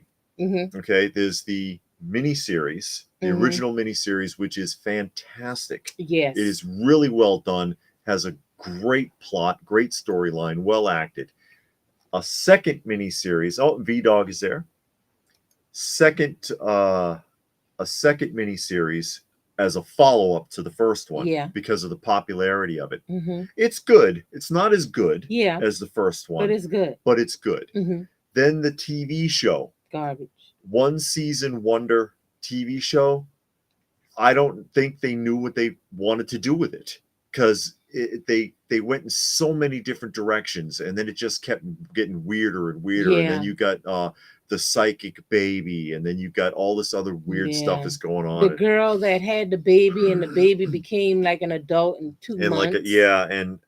And you got the Robert Englund is in it, and he's Robert Englund from Freddy Krueger, and he's the vegetarian one. And stuff like that, and it's like, oh my god, it just got really weird. They ended the show on the second miniseries. Didn't it like blow up or something? Yeah, they defeated. Yeah, everything ended, and that's the exact thing that happened in Halloween. Halloween 2. Michael Myers and the doctor dies in the hospital. They blow up, but because of the popularity. They did part 3. Nobody liked part 3, and part 3 was actually pretty good. But they wanted Michael Myers and the doctor back, so then they had to come up with some okie doke. They stirred the pot, and bam, Michael Myers is still out, because I think that's the one where he was staying with some guy because he was all burnt up, and the guy nursed him back to health for like a year or so, and then he ended up killing the guy and got away and all of that. And it's like, come on. You can't end the show by blowing everything up, making sure that we close all the doors, and then force them back open with stupidity. Hey, another Halloween is coming out. So I thought they finally killed him. They say he finally did. Well, they killed him. They've got another one. They killed him in Halloween 2000 because they chopped his head off. I know he's been killed. They finished it several times and then they bring it back. The only way I want to see it now, I didn't see the very last one.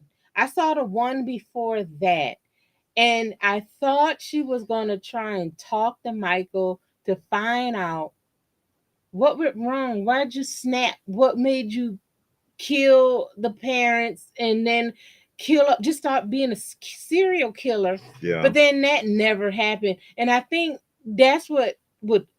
I was gonna say I think that's what would close it, but I don't know because they keep rehashing.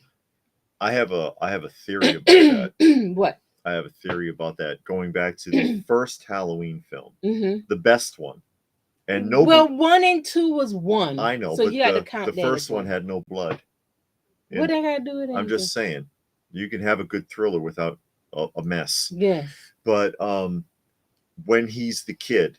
Yeah. And you see through his eyes, and he's walking around and he gets a kitchen knife and he kills sister. Okay.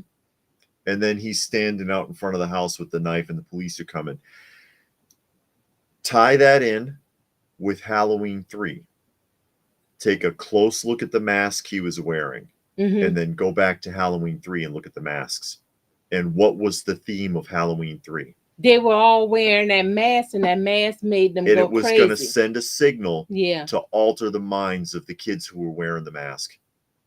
I think there was supposed to be a connection there, and they just never got back to it. Well, they didn't get back to it because when Halloween 3 came out, everybody thought got pissed off. Michael Myers was going to be in it, and he wasn't because they wanted, and they said it because I saw the documentary. Their intent was every Halloween they were going to come out with a new one explaining new story what's going on. But because everybody hated Halloween 3, it didn't. And it was a good film. Yeah, it was actually pretty good. I liked it. I thought, I was like, okay, and it was actually kind of scary when all them rats and stuff and worms came out of that mask. But nobody liked it because they wanted Michael Myers. Yeah. So now it's like, oh God, we got to force him back in there when you could have did a part 4 and explain this is what happened to Michael Myers and say, well, we had that kid in Haddonfield. He was wearing a mask, blah, blah, blah. You could have did that. And I thought that Rob Zombie was going to explain. He did a little bit better showing like Rob Zombie, his upbringing and how he was going crazy. But it's still, I think people just want a closure as to why did Michael Myers go crazy? Yeah. I think that's what I want to know. I just want to know what happened to him, why he went crazy. I mean, even the mask thing would settle that. That's my theory. It could be where they were going, but you didn't get that now. No. Since I have been looking at the Skeleton Warrior since your collection video, the human characters seem to be easy to find. Urak is dirt cheap. Or Ursik. Yeah, the uncle. And something else I could have mentioned all in that video too. And this could be part of the reason why is because, I know Uncarded, the Bee Gees were pretty good, and not just disco. Yeah. But the humans were $1 cheaper at retail. Oh, wow. The skeletons were always $1 or more. Like if you bought them at KB, the humans, the red line, humans are $3.99, skeletons were $4.99. At Walmart, the humans were $5.96 and the skeletons were $6.94. They were always roughly $1 more than the human characters for some reason. And C. Reed says the Halloween Blumhouse trilogy was great. Was that the John Carpenter Blumhouse? I don't know. And Patrick says Happy Days started off good, then got crazy. Also same for Seventh Heaven. I used to watch Seventh Heaven, and it was okay. And I guess it was supposed to be like a soap opera, but I don't know. It just, as the kids got older, you see that, okay, they started kind of losing their way of where do we want to go with this? Where do we want to take the family, and then they introduced those. They had more kids, and I don't know. There's the LJN enemy visitor. There were figures made like the ones that were shown on the show, the little 3 3/4 inch, but they were only sold in like Argentina. Oh wow. This is LJN. It uses the same body mold as like MC Hammer and Michael Jackson and all of those. And the human mask is an actual character from the show, Martin. Yeah. The collaborator. He was trying to help the resistance. What did you think about the 70s and 80s Super Friends? Did we see Super Friends? Isn't that the one with Jana and Jan, the twins and Wonder Twins? We've only seen. Most of it I haven't seen since I was a kid. We have like the first 2 seasons on disc, and they were okay. I liked it before Jane and Jana came in. I like the Legion of Doom version. Was better. Yeah, that was good. I had nightmares from Halloween. Oh no. 4 months Halloween. Wow. David says. In 4 months? Yep. It's creeping up on you. John Carpenter said it best. Is there that there's no reason to give Michael's purpose. He's just a force of nature. Oh, okay. I didn't know he said that. Oh, okay. And Robert says they should use your idea for a Halloween thing, but part 3 was after he killed, wasn't it? Well, we don't know what the timeline is. Yeah. They don't really tell you. No. So that it could have all been going on at the same time. Halloween End was dumb. The movie. That was the last one. Is that the last one with Jane Seymour? No, I know Jane Seymour. Jamie Lee Curtis. Jamie Lee Curtis. Same difference. Seaweed says the Blumhouse trilogy is the newer films. I never seen that one. I don't know, because I get tired of it, honestly. I get tired of those franchises. I don't even want to see them anymore. Yeah. The Freddy and Jason and all of that. And it's just like, on and on and on. And then it's just a gore fest. And that just doesn't appeal to me. When they keep it going, because I saw the first Jason, that was fine. It had a story. You know what happened. The mama went crazy because the kids allowed the son to die. Okay. I saw the first Freddy. Got that. The janitor was molesting the kids. The parents got together, burned him. And then he became looking for revenge. For revenge. Got it. I saw the Halloweens. I saw I saw a bunch of them all the way to the niece. I think I saw past the niece, which I don't know where she came from, who had kids. But anyway, I saw all that.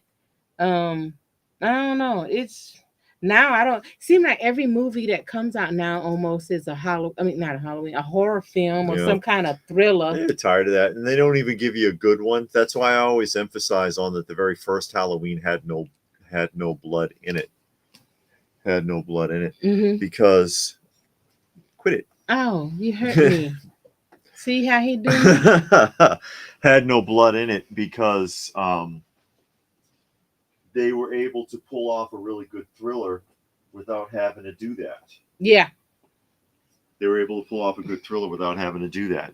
But I can deal with a thriller if it has a storyline and kind of like a direction, and you have a lot from the 60s, 70s, even the 50s, some 80s. You got some thriller in there, but it has like a definite purpose. Yeah. Now it seems like, let's see how many people we can kill in an hour and a half. And everything is shock value. And you get that gore porn. Yeah.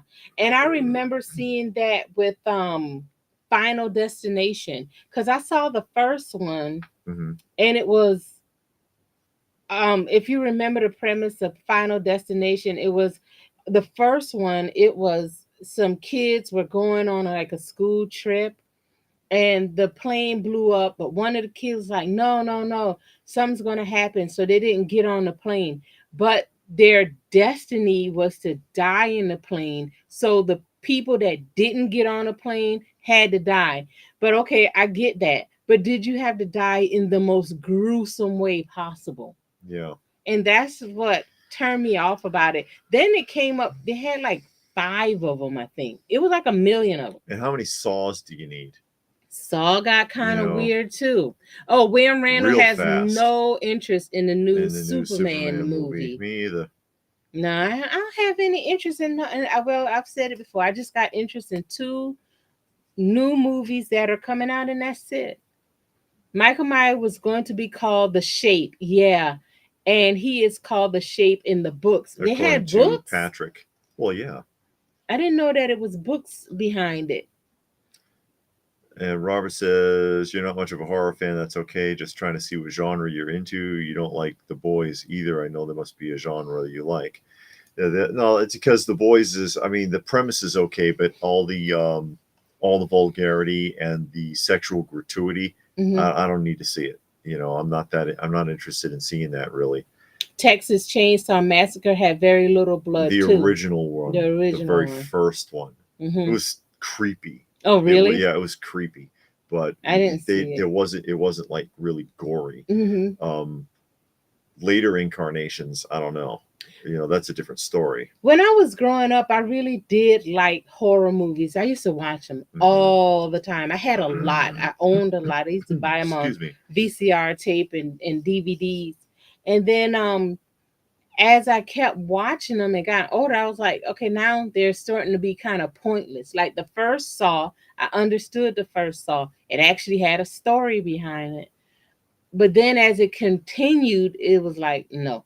And then you had other movies that came out and it was no longer a story involved. It was just, again, let's see how many people we can kill in 90 minutes. And how really disgusting we can be about it. Yeah, like in the Final Destination movies. It was like, let's find the most gruesome way to kill somebody. Not that, okay, like I said, I got the premise. These people were supposed to die on this day at this time and they didn't. But their destiny says they have to. But do they have to die in the most gruesome way possible? No, they can just die in their sleep.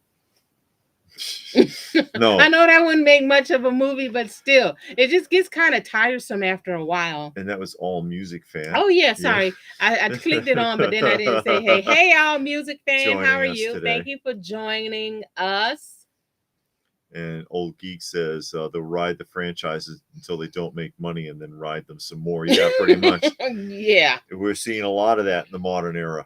But not just with franchises. Yeah, that's what I was about to say. Not just horror movies, but with the superhero movies, they all just go. And then they go back like to Predator, the Alien. They bringing back Exorcism, all of this kind of stuff. Yeah. My top 3 horror movies: Alien, Exorcism, The House of a Thousand Corpses. Yeah, because the original Alien was a horror thriller, and then Aliens, they came out in the 80s. They changed it to an action premise. Yeah, horror movies are okay, but after 3 and 4, it's the same thing. Says Robert. It just start getting kind of weird. Unfortunately, William says Walking Dead got boring after a few seasons. Yeah, it did. And then that's all Music Fan chiming back in. All Music. Robert says he liked the remake of The Fly and the King Kong, the Peter Jackson version. Yeah. And that's kind of scary too when you think about it. In the 80s, they could even get a remake good. Because he's talking about I don't even want to know. But that's terrible. Because again, all they can do is keep setting the bar lower and then lower and lower and lower. But that's the Jeff Goldblum. Yeah, I saw that. The original one had Vincent Price. I don't know if I saw the original. Yeah, but I did see Jeff Goldblum, and that one was good. But that's where that whole gag comes from. The help me, because the fly had a little human head on it and like an arm. But yeah, think about the remakes that took place in the 80s that were actually better than the originals. The Thing. Yeah, The Thing. Yeah. The Blob. Yeah. The Fly. The Fly. There's a handful. There's a handful of remakes that you go back and you look at the original film and you're like, yeah, they kind of pulled that off. Yeah. But you don't see that anymore. Now they make a remake and it's like, what the hell did you do? Why did you do this? You couldn't leave it alone. The Netflix Chainsaw Massacre was very gory. However, how does the chainsaw keep running? Yeah. I don't know. You're not supposed to think about that. No, You're don't think thinking about too it. deep into it. And Munin says it seems like the modern horror movies are only trying to make you throw up instead of telling an actual scary story. No, they're just trying to. It's all shock value stuff. They're trying to creep you out. Shock value, jump scares, Yeah. that kind of stuff. Amityville Horror wasn't bad. The first one? Yeah. And then that had 3 originally too, and then they did a remake of that, right? Mm-hmm. I saw the original one and the remake, and they weren't bad. It was a thriller. Yeah, it wasn't more of a thriller than a horror. Stranger Things, I love. We've never seen Stranger Things still. But that's kind of like a horror-ish theme, I think. Yeah. Was good. Robert says the original Fly was good, so was the remake. The original Night of the Living Dead was good. And what's the one where they were in the mall? That's part 2 of Night of the Living Dead. No. When it was a zombie film, but they were stuck in the mall. That's a sequel to Night of the Living Dead. When they were in the mall? Yeah. Oh, when they sealed themselves up in the mall, and that biker gang came into the mall, and then all they had to do was freaking hide. Yeah, but no, they had to go confront. Oh, okay. And I haven't seen Stranger Things. I haven't seen it either. Okay, I thought that was called something else. Dead of the Dawn. No. Yeah, Dawn of the Dead. That was the name of it. I knew it wasn't no Night of the Living Dead. I got confused. Dawn of the Dead. I knew says, that. Killdozer. Oh, Killdozer. Killdozer had to come on. He had to go pull out his phone to correct you about that because he know that movie. That was a good one. When it was locked up in the mall. Now, I think it was 2 of those. We saw both of them. I think. Saw actually had, 11 with Chris Rock. Chris Rock was in Saw. I know it doesn't surprise me. Chris Rock can't act. Chris Rock can act like Chris Rock. That's what that you see that a lot with Saturday Night Live alumnus. Like Will Ferrell acts like Will Ferrell, and he is a dial. And when he gets the script, because God knows these people don't read them anymore, and he says, "Well, how much Will Ferrell do you want? 5, 6, 7?" Chris Rock's the same way. Chris Rock can act like Chris Rock, only louder, and maybe you want a little vulgarity. He was in now. It wasn't Night of the. It wasn't Saw. It was. Oh yeah, it was Saw. Because I remember seeing, like the trailer for it, and I'm like, wow, he's gonna be in a serious film. Have you ever? No, we never reviewed Fresh Movie. I haven't. I don't have any stuff. We never. Maybe they'll send me one. Yeah. If it sucks, I'll never get one again. Oh God. Because I will tell the truth. William says it's funny. Cars never seem to run out of gas in movies or TV during chase scenes. Never seen anyone stop at the gas station. No, they do, Wham. In which one? Jason. The car wouldn't start. Oh, it ran out of gas. Everything runs out of gas in the horror films. He's talking about like chase scenes because you get fully fueled before you go on a chase. You know what movie was funny? The Stephen King movie Cars, where they had the people held up in the gas station. Yeah. And they were circling around, but then they wanted gas. And the guy had to come out and fuel them up. Pump the cars so up. that they could stay hostage. Well, they were rescued by the talking helicopter. A helicopter rescued them at the end, and the helicopter spoke to them. No, it did. Am I wrong? Someone see this? Yeah, nobody saw that but you. Day of the Dead and Dawn of the Dead. Yeah, it's all the same thing. It's all the same. Yeah. It's all the same. Watcher. What's Watcher? I don't know. He says watched Vertigo. Oh. Vertigo was Alfred Hitchcock with Cary Grant. Okay. But he's good looking. Yeah. 12 Monkeys. Oh no. T2. They said, yeah, that's the one. Terminator 2. Oh, Terminator 2? In They stop Terminator again? 2, they stop for gas. This is the vehicle's top speed. Uh, Terminator 2 was a good movie. Hank is here. Glad you could make it today. Oh, there you God. go. Here, he's got it. He's got it. Maximum Uncarded. Maximum Overdrive. That's the one with the trucks. Great title. Great title. Goofy show. Belongs on Riff Tracks. That wasn't it. It was a goofy movie.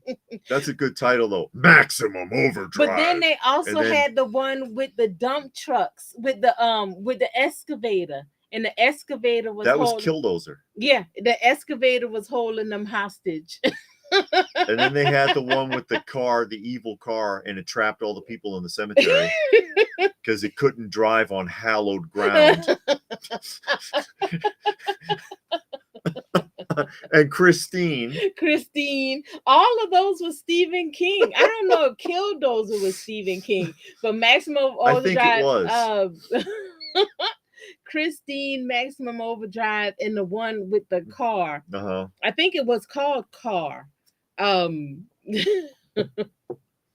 were those cars holding people hostage. I know. Although not a remake, more of a sequel, Aliens is pretty good action companion film to the gothic horror of Aliens.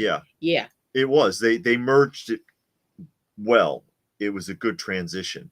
And All Music says, are we collecting G.I. Joe Classified or Motu Origins? I started with the Classifieds, got too frustrated with it and stopped quite a while ago. So I gave up.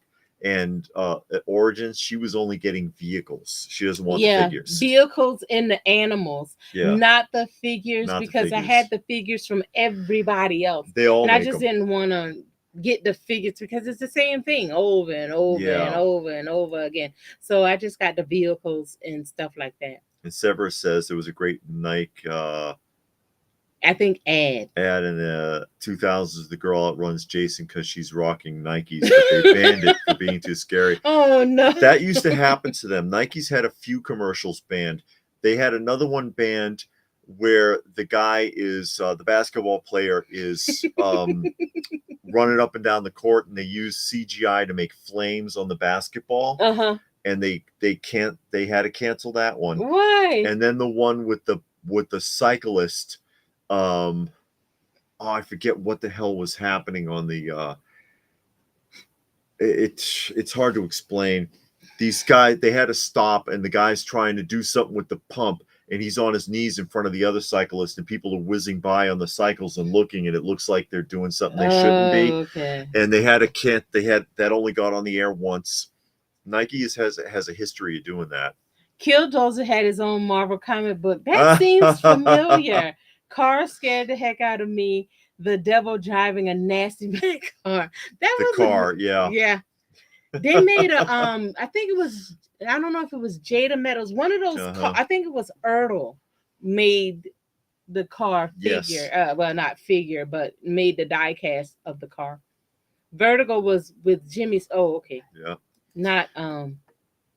Not Cary Grant. Okay. Display name says Stephen King says he doesn't remember making Maximum Overdrive because he was on too many drugs. He doesn't remember making it, but somehow or other he managed to contract it, turn it into a script, and sell it to a studio. He was on coke. He just don't want to admit it. He just don't want to admit that he wrote that. Because that wasn't one of his best. But he is a really good writer. I will say that. I would take writing lessons from him because he can explain.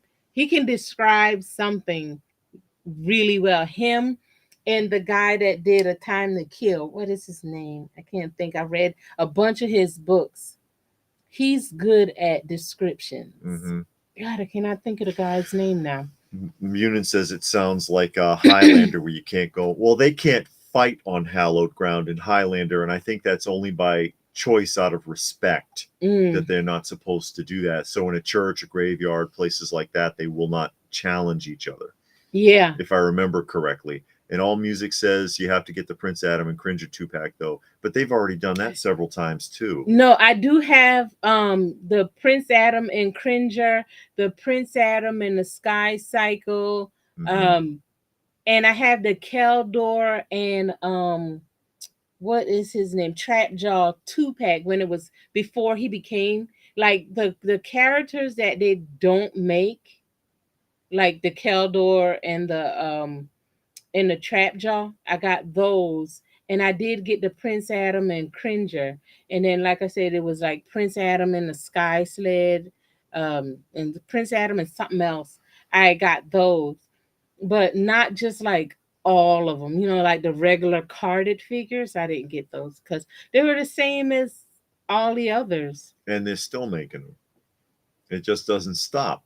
Yeah, and it seemed like they just make the same ones over and over. And Yeah. again, like I've said before, yeah, Kronos was Yeah. Cronus. I say Kronos, the timekeeper. Cronus was Trap Jaw. Yeah, I got that one because they rarely ever make Keldor, and they've never made Cronus. Yeah. So, you know, that was a had to get. But there's a lot of characters on Masters of the Universe that they just never made, and they just constantly drive the same ones over and over.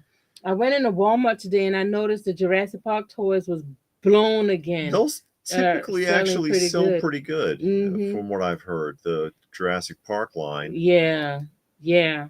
And he says, "Glad you got the Cringer." Yeah, yeah. Yeah, John Grisham. Okay, his books. He's a good writer. Because I used to read a lot of novels like that. John Grisham and Stephen King are two of the best, I guess, modern day, you would say, writers. They're good at description. They make you like see whatever they're describing in here. Like if you read John Grisham's Bleachers, he's describing a Friday night football game to where you can actually hear the crowd. Yeah. You know, I mean, he describes it so well. And the same with Stephen King. He'll take 3 pages to describe a lampshade. And you're like, man, you know, if you can't get it, if you don't understand what he's talking about, something wrong with you. But I like writers like that. And I read Jane Austen. She doesn't describe anything. You know, her writing style is different. She don't give you any description about like what the person looked like or anything. You know, she doesn't describe stuff, but she just give you like the story of what's going on and the emotion of it. But I don't know. Oh well.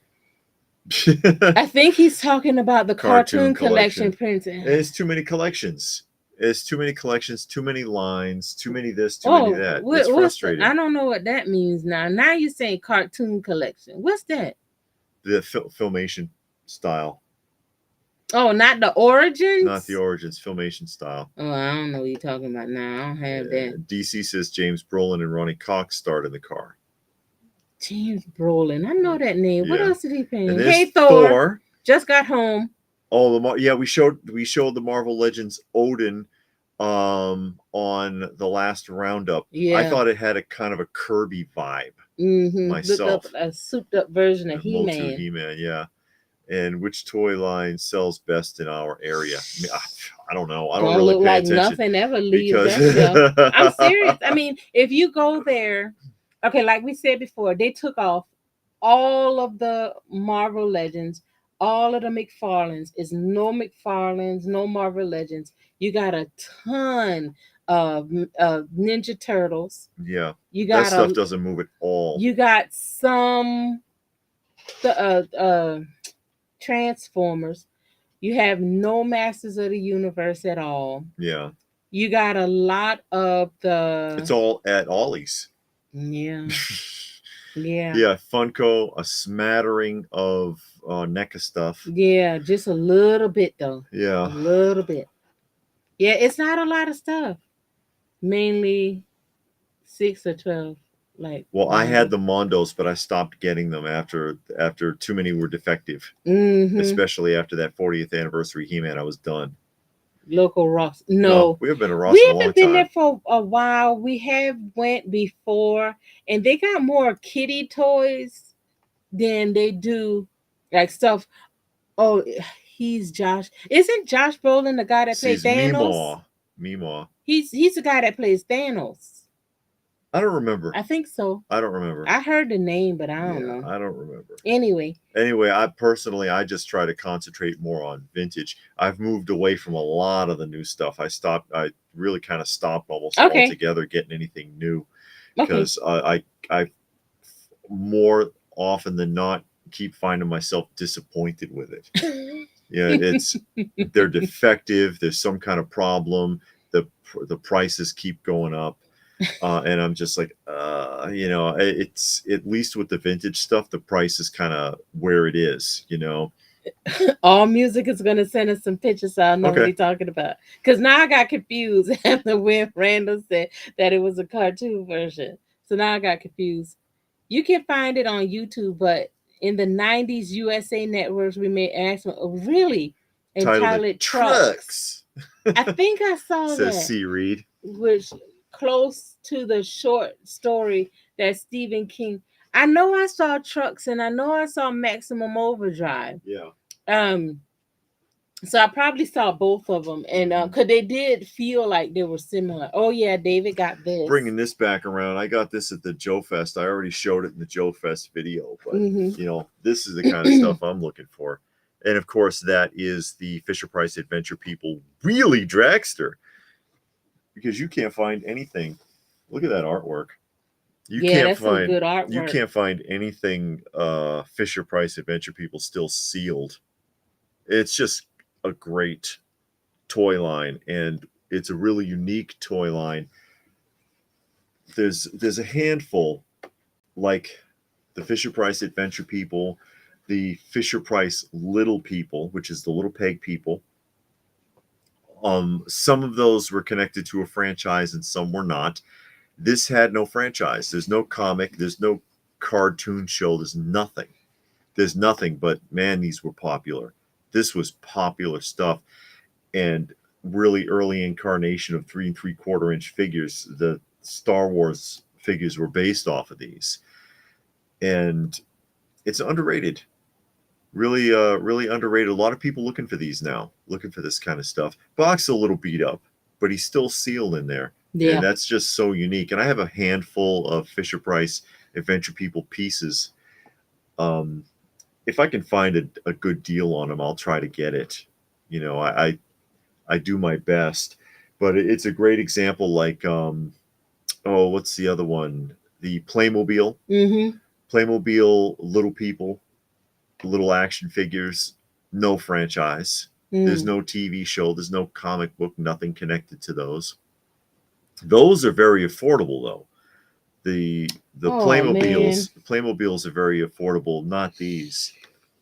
The Adventure People have been steadily going up in price. Munin says, after hearing about the recent issues with Super 7 cutting corners and the problems you've had with Mondo, I can see why you would stick with vintage. Yeah, vintage is what it is. Yeah. Cringer was made. It was made by the Maddie Club. They had two. They had Queen Marlena. And Cringer's laying in the bottom of the package. He's laying in the bottom. You can't see him. But it's two. Is one with her in her Queen outfit, and she has Cringer. And then it's one with her as the astronaut, because she was an astronaut that came from Earth and crashed on Eternia. Yes. And Cringer's in both of them. So that's the only 2 times Cringer was made. But he was made, not originally, unless you take off Battle Cat's outfit, his headdress. But he was made like that, which didn't make any sense. They should have put him with Prince Adam, but they did do Prince Adam with Orko, but Prince Adam is laying down and you can't see him. So they have Orko and then Prince Adam laying at the bottom and you can't see him at all. So I don't know what the point of that was. Yeah, that's the Evel Knievel. That's the only Evel Knievel you got, right? Yeah, I had a whole carded series from Ideal, and this is all that's left, because that was all swiped as well, boxed and carded. No. Evel Knievel. He's a bendy action figure. Oh, okay.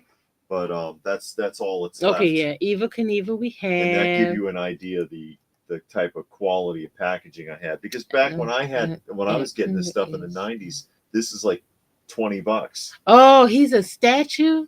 Oh, okay. So the princess, I keep saying princess, Queen Marlena. Oh, he's not joining? I don't know, because I don't open nothing. Yeah. But okay, I didn't realize it was more like a statue. I thought it was a action figure. Figurine then. Okay, well, he's gonna be right there, because I didn't know. So they never. Okay, yeah, I got you now. They never did it because that one's a statue. Okay, cool. Well, Rock On. Yeah, she's got Stone Dar and Rock On the card from the original carded series. Who asked that? That was David. Okay. Yeah, she's got the Stone Dar and the Rock On from the 80s. Oh, okay. You know what? I was thinking about modular, because I was thinking about that box. Yeah. But yeah, okay, yeah. Okay. The boss truck from Maximum Overdrive is my favorite Green Goblin. says Green Goblin figure. Well, he has a big Green Goblin face on the front of the truck. Mm-hmm. And William says the new cartoon collection Cringer is super articulated, better than the Origins Battle Cat. Oh, okay. So, okay, I'll look for that then. I didn't know that. I didn't know that. DC says, what 90 Toys line do you think is going to be the next hot collectible or tough to obtain? I don't know, because it's so many that still haven't gone up. Exo-Squad is going up. Oh, yeah, that's over $100. That's been getting expensive. Exo-Squad figures. Jason the Wheel of Warriors are very expensive. That's 80s. That came out in the 80s? That's 80s. That's a good show if you've never seen it. Yeah, it is. Earthworm Jim is a sleeper, I think. Wildcats. You think Wildcats? Because we did the video of the 90s figures, but I think Earthworm Jim is a sleeper there. I think Swamp Thing is a sleeper because that's a really nice set, and it's dirt cheap. Mm-hmm. And so is the Shadow. Oh, from Kenner, yeah. Mm-hmm. The Shadow line. I have the Shadow line, and people sleep on those things. And Swamp Thing. Yeah, Swamp Thing is a sleeper That's starting to inch up. The figures are starting to inch up on the Swamp Thing. Yeah. The figures toy Evil Knievel is nice. I don't think I've ever seen from the name. Evil Knievel one. Yep. Yeah. Because well, she has some figures toy. She's got the figures toy company, Twilight Zone. Yeah, the Twilight Zone collection. And no. That's Diamond Select. Yep. Yeah. The Diamond Select, Universal Monsters. Yeah. But they're very similar. The Meagle-like. Meagle-like. It's like your favorite. Meagle style of action figures. Another one that's creeping up also is the animated series Batman toys. Yeah, that one is slowly rising. Yeah, that's slowly going up. You can still find them in the $20 range, sometimes cheaper if you go to a show, but they're starting to pick up. So if you see them, try and pick them up when you can, because they are inching up. You'll notice also it's cheaper to get them in lots. Yeah. If you can find a lot, and you might end up getting the same figure a couple of times over, and you can just sell your own lot later, I guess. But it's always cheaper finding that stuff in lots. Like the Skeleton Warriors, I got all but one piece in a single lot for cheap at the Retro Toy Swap. Some of the Gundam figures go for silly prices. They can. Robert says, what's the next pickup? You planning getting more Evil Knievel? It's stupid expensive now. I don't know if I can. Mummies Alive is still cheap. There's a lot of them. We made a lot of examples when we did those videos. We did 70s, 80s, and 90s figures. Pirates of Dark Water. Stuff may ride the post-public domain wave of material. Lots of customs right now. It says Meemaw. Yeah. Shadow stuff. But yeah, the Kenner Shadow is still very affordable. Based on the movie. Yeah. Based on the movie. Not the cereals from the 40s. Yeah, they're surprisingly inexpensive. And they pop up every so often. We'll see them at shows every so often. Yes, they do turn up, and they're usually very, very cheap. Beetlejuice is getting up there. Yeah, well, the speculation now, because they got a new cartoon. It sat on the bottom for a long time. A new movie coming out. But so that's starting to inch it back up. It'll probably bottom out after the film. It depends on how the film does. Yeah, because I was collecting that, and you don't see it too often. You know, sometimes you go to the show, you'll find something, but not too often. Munin wants to know if either of us ever completed an entire collection buying one lot. I don't think so. Not one lot. No. You got to buy a couple all lots. At once? No, I don't think so. Not one haven't lot. Been that lucky. No, I got a couple completed lines, but you had to go around a couple of times. But I will buy lots, and then I just pull out the duplicates and sell those or something. But no, not in one swing. It'd be nice. It make things a little easier. Yeah, it will. But you find them where you can. Yeah. But when you do find lots, especially at shows, and then you buying a bunch at one time, sometimes you'll get good deals. Yeah, like I said, people want to get rid of them all at once. Again, the Skeleton Warriors, he had everything but one piece, not counting variants, because there are variants in the Skeleton Warriors, which I showed in that video. But he had all of the whole basic lineup minus one, and that's pretty damn close. Yeah. And then at the Joe Fest, Seth just happened to have that cycle. Yeah, that I needed. The last piece. That was like the only Skeleton Warriors thing at the show. I don't think I saw another one. No, we didn't. And then from Seth, that's how I started my Exo-Squad, and he had like almost a whole first wave, except for I think 2 figures. So the first wave came with like 6 figures. And I think he had 5 because it was one from like a wave 2 or something like that. So that's how I got a bunch of those at once. But if I can find a lot, I'd rather buy them at a show or something like that, so you don't have to pay the tax and the shipping. You don't have to worry about shipping. Yeah, you don't have to worry about the shipping, because you can just get them and take them home instead of having it go through the whole rigmarole of the post office and getting thrown and all of that. How about Mezco, Dick Tracy? Robert wants to know. They look good, but I don't have any, so I can't tell you. And again, I stopped doing Mezco too, because I had some problems with them. But I've done a lot of reviews on Mezco, and so they're hit or miss. Sometimes they really knock it out of the park, and sometimes you get it and you're like, what is this? Yeah. What are you doing? Yeah. Dick Tracy figures? I don't think so. Based on the movie, The Playmates, Dick Tracy, they never move. They're usually really cheap, except for that one figure. Yeah. There's one figure that's like $1,000. Really? The blank. I know you said that one was expensive, but I didn't know it was that expensive. It's ridiculous. Oh, wow. And then the rest of them, you can find them at the shows for like $10. Yeah, Robert Hood, Prince of Thieves are cheap 80s figures. Hook figures. I never saw that movie. That's with Robin Williams. Yeah, those are cheap. Waterworld, I think is cheap, except for the vehicles. DC says Toy Vault's Lord of the Rings figures before the movies are a bargain. Check them out.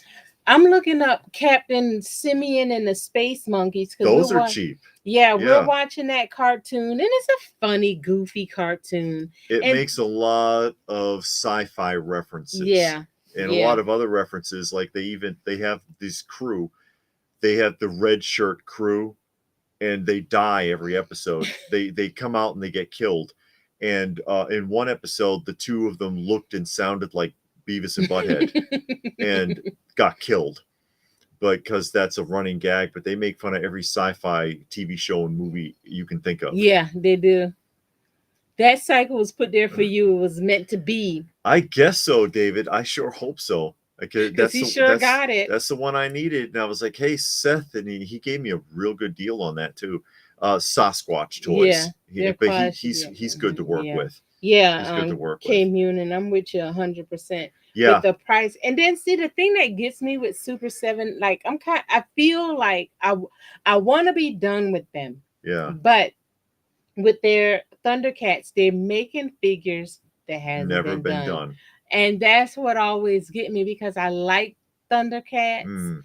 The original Thundercats are like way out there. I mean, by the LJNs. And then I don't like the way the LJNs look anyway.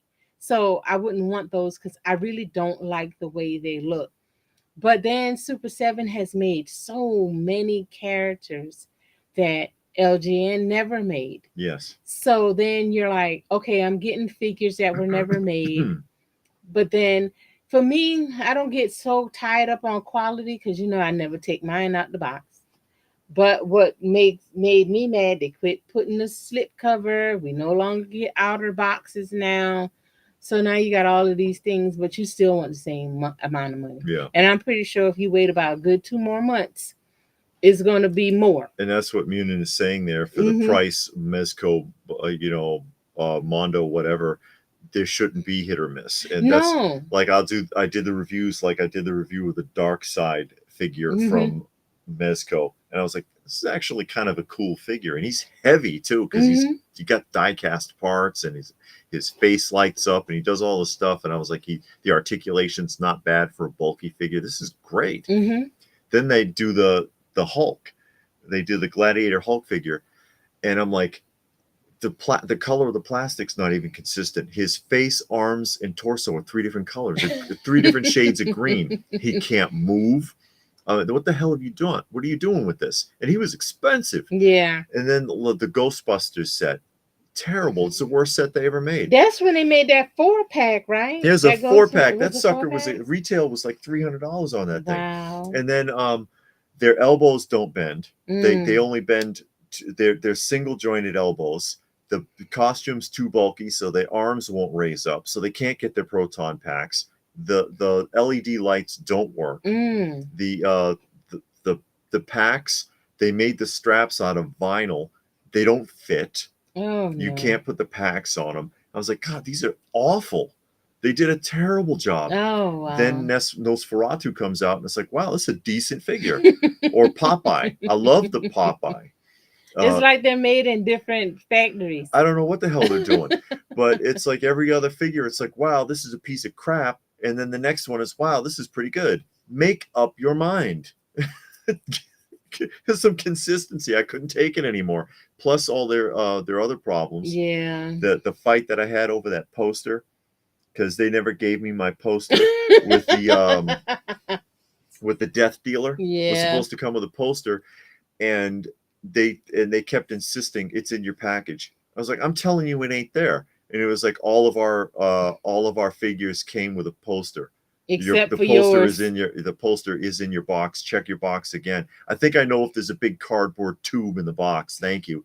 And then when I messaged them back again, I did an unboxing, a review of this from scratch on my channel. Maybe you should go look at it. And then the next, like 5 minutes later, I get an email. We'll send you a poster right away. They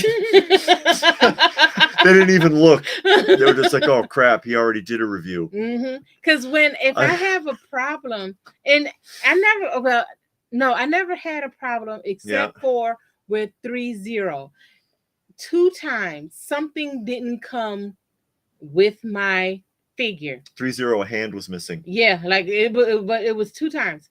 I did the unboxing first, so then I emailed them, hey, I didn't get this, and I got an unboxing for my YouTube channel to show that I didn't mess with it, and you can see it from the beginning before I put it on YouTube. Oh, we'll send you out something tomorrow. Yeah. You always got to lead with YouTube channel. I was already like upset with them anyways because of that whole fiasco with that other figure. The police. The police actually had to get involved. It's crazy. If you ever seen that, it's an older video. They sent it to the wrong address and insisted that I got it. And I was like, you mailed this to an address in another state. I don't have this. You did not send this to me. I don't know who the hell you sent this to. And they refused to do anything. And I called the police in that city because they took the package. Yeah, they signed for it. They signed for it. It was signed for, and they signed my name. and that was the thing, because it was Federal Express delivered it, and FedEx was like, "Yeah, we got your signature on here." Like, I didn't sign anything, and it was like, "Well, you should probably call the police." So I called the police. They went to the guy's house, and then they called me back, and they were like, "Hey, we just went to the address, and we talked to the guy, and get this, he told us the FedEx driver forced him to sign your name to this because it's a digital pad. He forced him. He was like, "We don't care. We just need a signature. Sign this name on there." And, and I was like, "Seriously?" The FedEx guy, "You better just take this package. Just sign this. I don't care, man." That didn't happen, you liar. But, hey, Thomas. They brought it to FedEx and had them repackage it and send it to me. But Mezco didn't care. No, they didn't. Hey, Thomas. Thomas is watching the Batman movie. Yay! I love that movie. We thought that was pretty well done, actually. Yeah, we actually did a review right after we saw it. We went to the movies and then did a review after it. Shocker Toys, Indie Spotlight comic book heroes. Dick Tracy ain't cheap. The whole line ain't cheap. The Tick, the Max. The Tick, and that's from Blind Robot. Blind Robot. We see the Tick at the shows all the time. Yeah, they're not that expensive. Modern stuff never runs out. It's meant to take over your house. That's why you become a hoarder, because you see all of these things and you want it, and you got to make it fit. What are your opinions on crowdfunding toys? I think it's ridiculous that large toy companies do this. I kind of understand it for mom and pop producers. Oh, you mean like Hasbro and stuff like that? I've done the crowdfunding for a small, like you said, mom and pop. Yeah. I did it once for a mom and pop, but them big ones, like I know David bought the Hasbro Pulse a couple times. You bought those, but I don't know. I guess it's a way to not overproduce, because you don't want to make 10,000 figures and only 1,000 people want it, and then it becomes it goes to Ollie's, or you don't make enough, and then it's something everybody wants because it's one of those. See, so here's what I'm talking about. There's your there right there. Playmates Dick Tracy sold auctions, 7 sealed figures, 7 different, $81 sold on bids. The whole completed auctions is full of things like this. I'm not seeing there the Dick Tracy The Influence sold for $10. The Brow sold for $18 individually. Flap Top sold for $17. This guy has a complete set of 13 that sold for $320. Look at the completed auctions. They don't sell for a lot, except for the blank, and the car usually goes for over $100. But the blank is like stupid expensive. Here's 6 of them that sold for $53. Oh, that's good. Mint on the card. Yeah. So yeah, it doesn't. And the Tick is the same way. I'm pretty sure the Playmates Tick is pretty cheap too. Yeah. Severus likes the crowdfunding. It's like pre-orders. It's the current model, and you see that with everything. Oh no, it was Bandai, wasn't it? I think know. Bandai made the Tick, not Playmates. The crowdfunding. I mean, not crowdfunding, pre-orders. I don't mind pre-orders. It's just that now it feels like the pre-orders are so long. It's like, you order it today, and then like 2 years later you get your product, and it's like, okay, you taking so long to make the product or get it produced, but then we still got all of these quality control issues. If it's taking that long, you shouldn't have all these issues. You shouldn't have all these paint issues. The feet shouldn't fall off. You shouldn't have all of these problems because it took you 2 years. It's not like you pre-order it here in June and I got it in October. Then I can say, okay, yeah, y'all probably rushed it. That's why we got all these quality control issues. But it's not that. That's not the case. You order it here in June, and then it comes out June 2027. Yeah.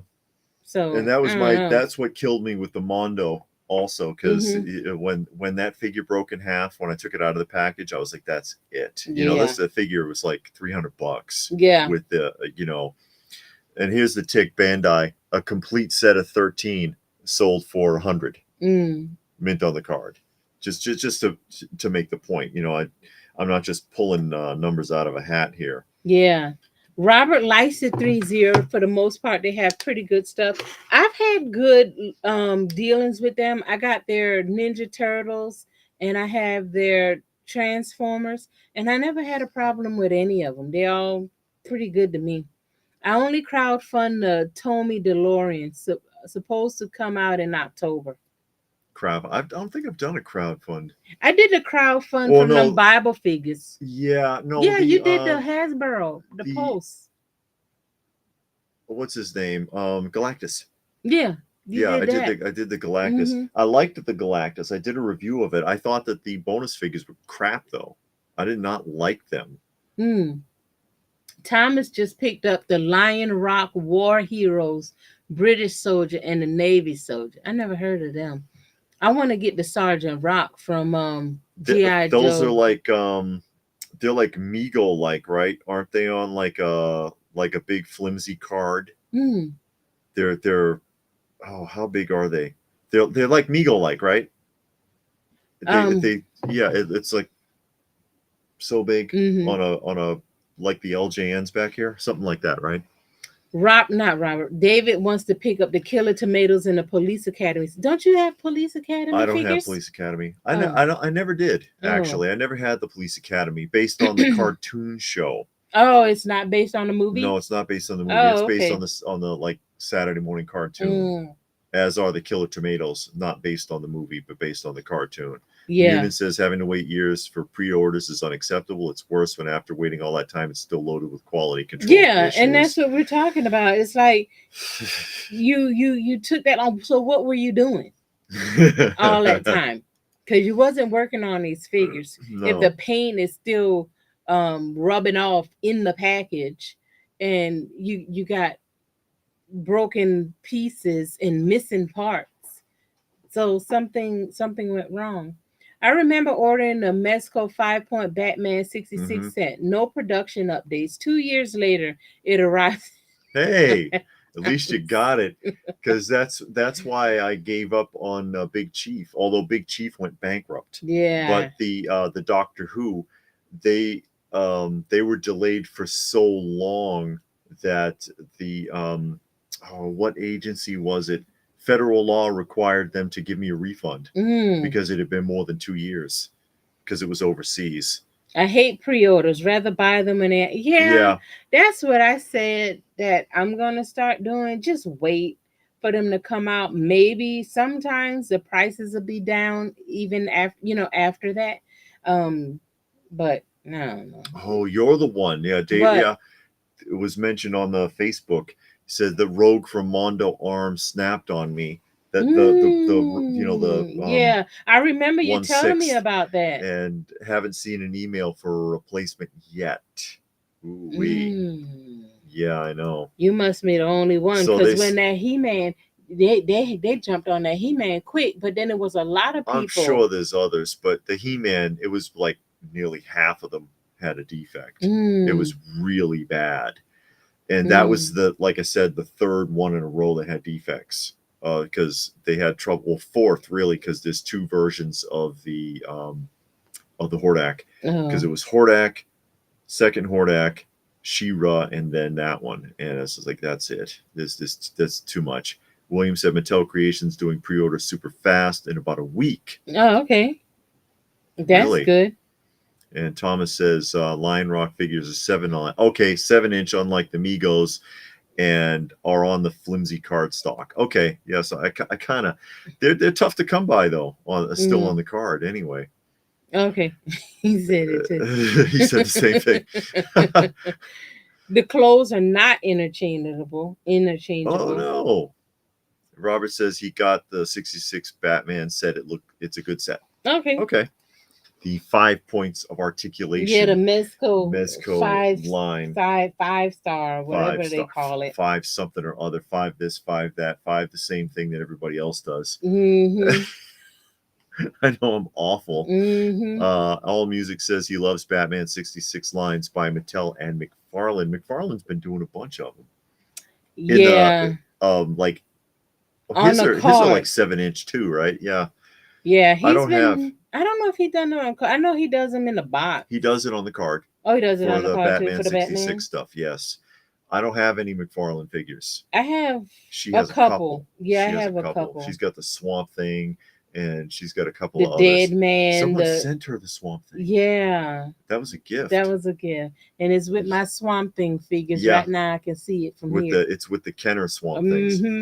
And I have the Scarecrow, the Dead Man figure, and Did you get the Demon? The Demon. Yeah. And the Demon figure. Those are the ones that I have. And you need who did you need?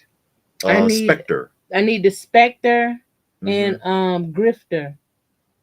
The Grifter figure. He did that. Oh yeah. Because Grifter crossed into I don't know how he got into out of Image and into DC line. Somehow. And he was in one of the Flashpoint animated cartoons. That's right. He was only in there for like a second, but when the Flash got to the I don't know, the multiverse or wherever he went back in time, they ran into like a bunch of people, and Grifter was one of them. And I'm like, how did he get into the DC cartoons?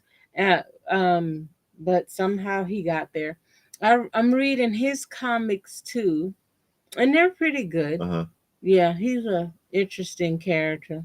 I'm reading his right now. I'm on EC Comics because I have reprints. Yeah, because God knows I can't afford the original, so the reprints are just as good as the same story, same pictures. From who made those graphic? I'm trying to remember. Who made what? The EC one? Made the reprints. EC did. Because you got an EC reprint. There was no more EC. Oh, I don't know. But somebody picked up the licenses. All. Yeah. It says McFarlane just pumps stuff out left and right. Yeah, they all do. Yeah, but at least his stuff makes it to the store quick.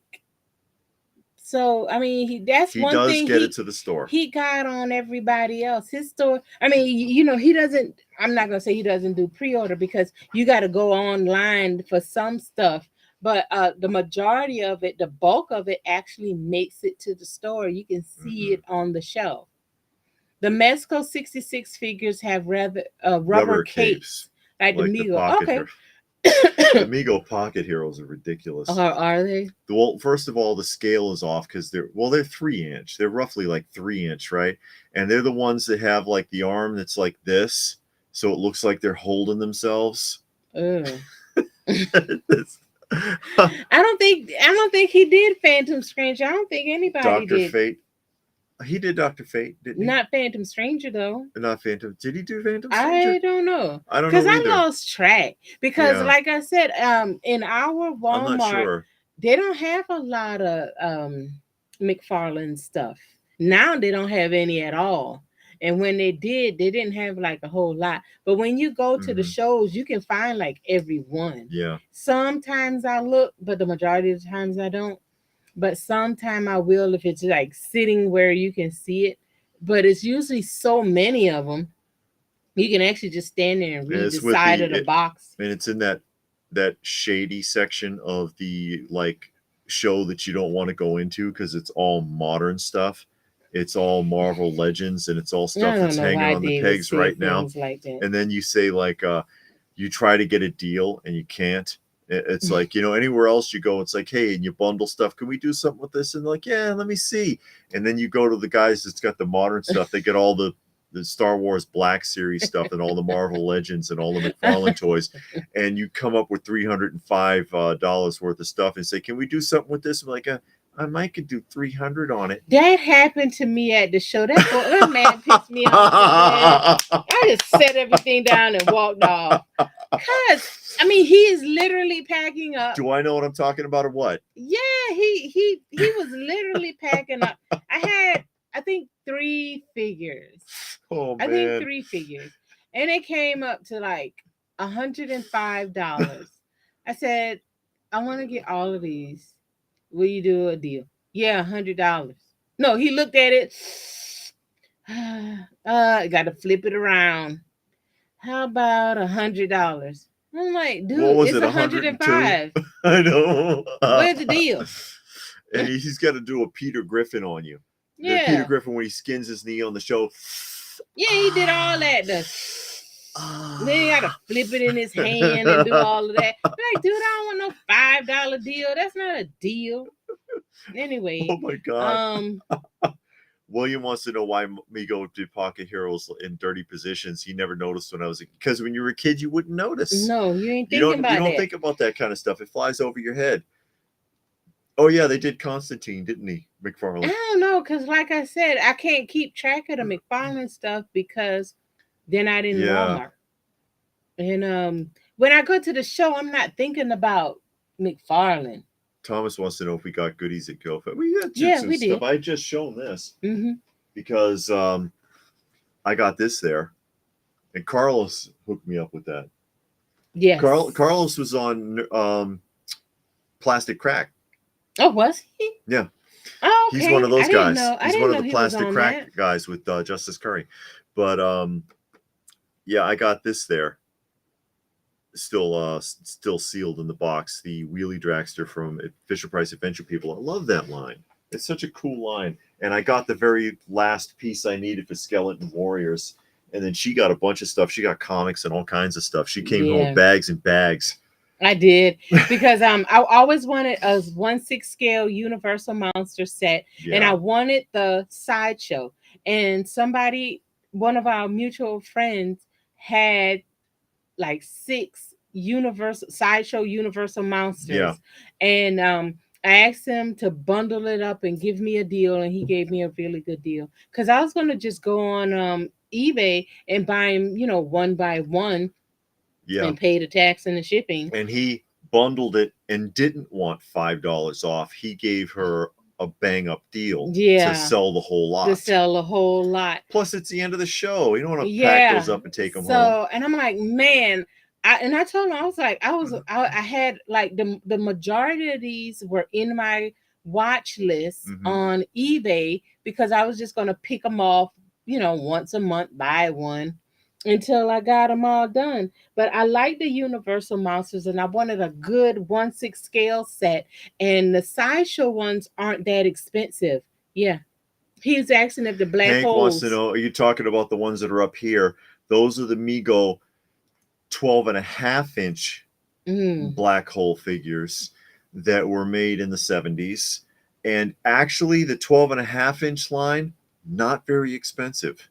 The 3 3/4-inch ones are very expensive. They can get, that's over there. You can't see them. I have a couple of them over here hanging on the wall, like this. These are the 3 3/4-inch ones that are. It's articulated like on a raw GI Joe. Let me move this, and we'll come back to you, Canyon. But these the carded versions can be quite expensive by comparison. These were done in 1979. But then the deluxe ones, for whatever reason, there's a joke that goes around that the advertisement where these figures are all like standing together is the only time they've ever been unboxed. Because you always find them in the box. So if you were interested in a line like that, you can get these fairly cheap and sealed. You just have to watch out for zombie figures because I don't know how well you can tell. Mine are pretty clean. Most of the deluxe 12.5-inch Mego figures from all of the different lines, Moonraker, Star Trek, the motion picture, whatever, the faces turn super gray. Or even the Buck Rogers, they turn super gray because the plastic is bad. So hunt for them in really good condition, but you can get them for a good price. Like this one, the my Buck Rogers is pretty clean. See, there's the Buck Rogers, and you can see it, that one. You can see it a little better that he's not gray. Usually they're so gray they look like an old pencil eraser. Yeah, they look like a zombie. It's really bad, and that is Gil Gerard's signature. Actually, he signed this for me. But and even he said it. He was like, "Where the hell did you find this? This one is about as clean as the one they gave me." Because Mego gave him a set as a gift when they produced these figures. And he was like, "Mine's in the closet, and it looks like this." Usually when he sees them, they look terrible. Yeah. Watching your video, some of these vendors have hundreds of Hasbro, Mattel, and McFarlane. Most of it is half price or less. Sometimes, depending on which figures it is, many folks will say McFarlane is trash, but his figures like Cyborg, Superman sells out quick, and those McFarlane figs, the popular ones, sell for a stupid amount of money. I know that Spectre is 2 of them. One of them, the metallic-y like one, sells for a lot. So I won't get that one. I'll get the regular one. I like McFarlane Superpowers. Yeah. They're pretty neat. I'm cherry picking the ones I want. Yeah, I'm only getting the Superpowers vehicles. That's it. I don't want the carded figures. I just want the vehicles. And Thomas said, "Did we get the Skeleton Warrior chop?" Yeah, that's the last piece I needed. Yeah. And I did find it at the Joe Fest. And Robert says, "The last decent Mego Pocket Heroes was Superman, the movie figures. They actually looked good. Superman, Zod, Lex Luthor, and Jor-El. They did those in 12.5-inch too. Oh, okay. For the film, yeah. Those turn gray too." And David says he was close to going on the Superpowers, but I said, "Nope, ain't gonna happen." I really like that chopper. It's heavy and sturdy. Really impressed with it. Okay. The Skeleton Warriors. David won in the box. Eric says the museum looks nice and stocked. Do you make room to display all your new pieces? Well, we rotate. Yeah, we rotate them out. Yeah, we rotate stuff because there's only so much space. Still. Robert says, "Did Maximilian and the other robot, Vincent, come in large scale?" Because they did Maximilian, they did the guard, they did the humanoid, they did Vincent, they did old Bob in the 3 3/4 inch in the 1/18 scale. That line is only humans. However, in Italy, they did Maximilian and Vincent. So you can find Italian versions if you can afford it. That's where you're going to get real crazy expensive. These are not very expensive for whatever reason. So they would be in your cheap video? Your cheap 70 video? Yeah. Okay. Just not the 3 3/4 inch. I mean, but the big ones. But the big ones, yeah, you can still find them for a decent price. Okay. But the Italian versions, not so much. No. Hank loves the McFarlane. He has 8 different versions of Batman. There's a million versions of Batman. I know, and Superman. But Batman is like the one they do the most. It seems like. Super 7 recently did Black Hole. They reaction. Good. Yeah, the reaction figures. Yeah. I like the reactions. I did get their the Sesame Street and the Richard Scarry. I did, because I mean Richard Scarry, how much Richard Scarry is classic. Figures do you see from Richard Scarry? I don't think nobody really did much of anything with him. There's very little from Richard Scarry. And I like that with the Sesame Street, they did characters again that they rarely ever do, like the TV host, the Lefty, Guy Smiley, Lefty. Those 2 characters, the Yip Yips. Yeah. The Yips. I used to be scared of them as a kid. I did. They did scare me when I was a kid. I did not like those figures. I mean, not figures, those characters. Puppets, yeah. Yeah, those puppets when I was a kid. I didn't. Uh-huh. I never. Telephone. The one with the phone is classic. I do remember that. They thought the phone was a creature, and they wanted to communicate with it. So when it would ring, then they try to ring back at it. Ring. Telephone. Oh no. Oh no. I wish I could watch those. I know you got a bunch on. Got it on. I have Sesame Street Old School on disc. You ain't got every single one. You can't get every episode. It just can't be done. It can be done. No one is gonna. They did like 280 episodes a year. I know. Since 1969. They can put it out by year. That's a lot of discs. that would cost a fortune. They can give you a thumb drive. We're getting Zip file. We're getting to that point. Zip file. We're getting to that point. But yeah, shows like that and Electric Company and Mr. Rogers, because all they can do is highlights. Like I've got the Electric Company and I've got the Sesame Street Old School Volume 1 and 2, and they show all the classic shorts. You don't know what the classics are. Yeah, you do. Ladybug Picnic. Oh, that Ladybug Picnic. The pinball machine. The baker who falls down the stairs with the pies. 12 chocolate cream pies. And then he trips down the stairs and falls. And I don't know. I think I know that one. Yeah, all of that kind of stuff that they showed over and over and over. And then the classic sketches like Grover singing Alphabet with the little kid and things like that are on those discs, because I've watched them once before. Robert says he doesn't know who Richard Scarry is. No. Oh, how can you not know who Richard I've got to go. Is? But he does have the reaction figure of Johnny Cash. We got a bunch of Richard Scarry books. Richard Scarry was an actual man, and he wrote children's books. And the name of it was Richard Scarry, and he had animal figures. And on my channel, because I do, like the Christmas specials, Halloween, and all of that, I did one.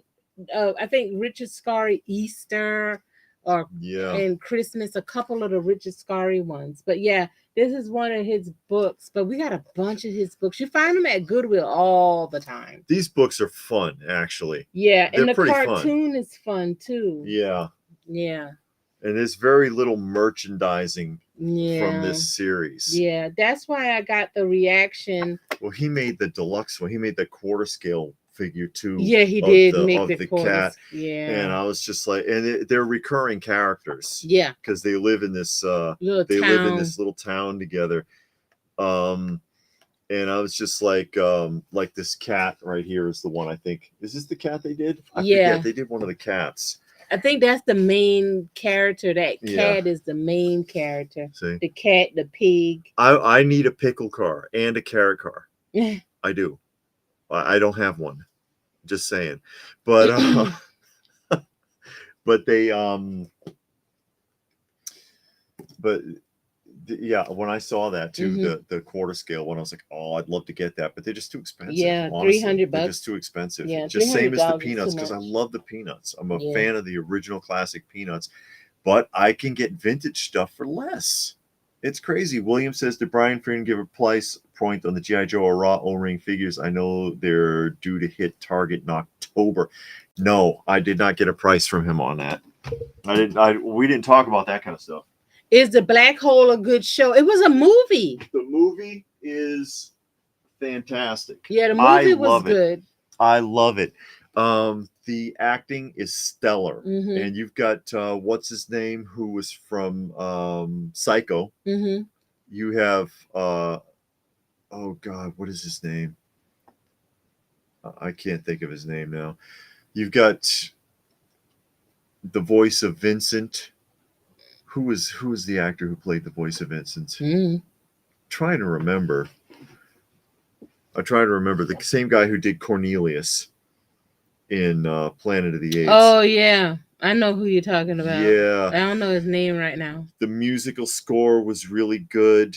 It's the last film to have an overture in a movie. Oh, really? That was the last time an overture was ever done on film. It's it was at the very beginning when they show a grid map before they overlay and they go into space, is the first time CGI was ever used or computer graphics were ever used in a movie.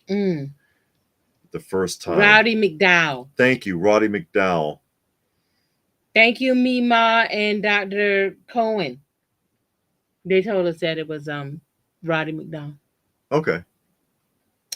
Which one is your favorite show to attend? I don't know. I really don't. Because they're all Ernest good. Borgnine. Ernest Borgnine was in it.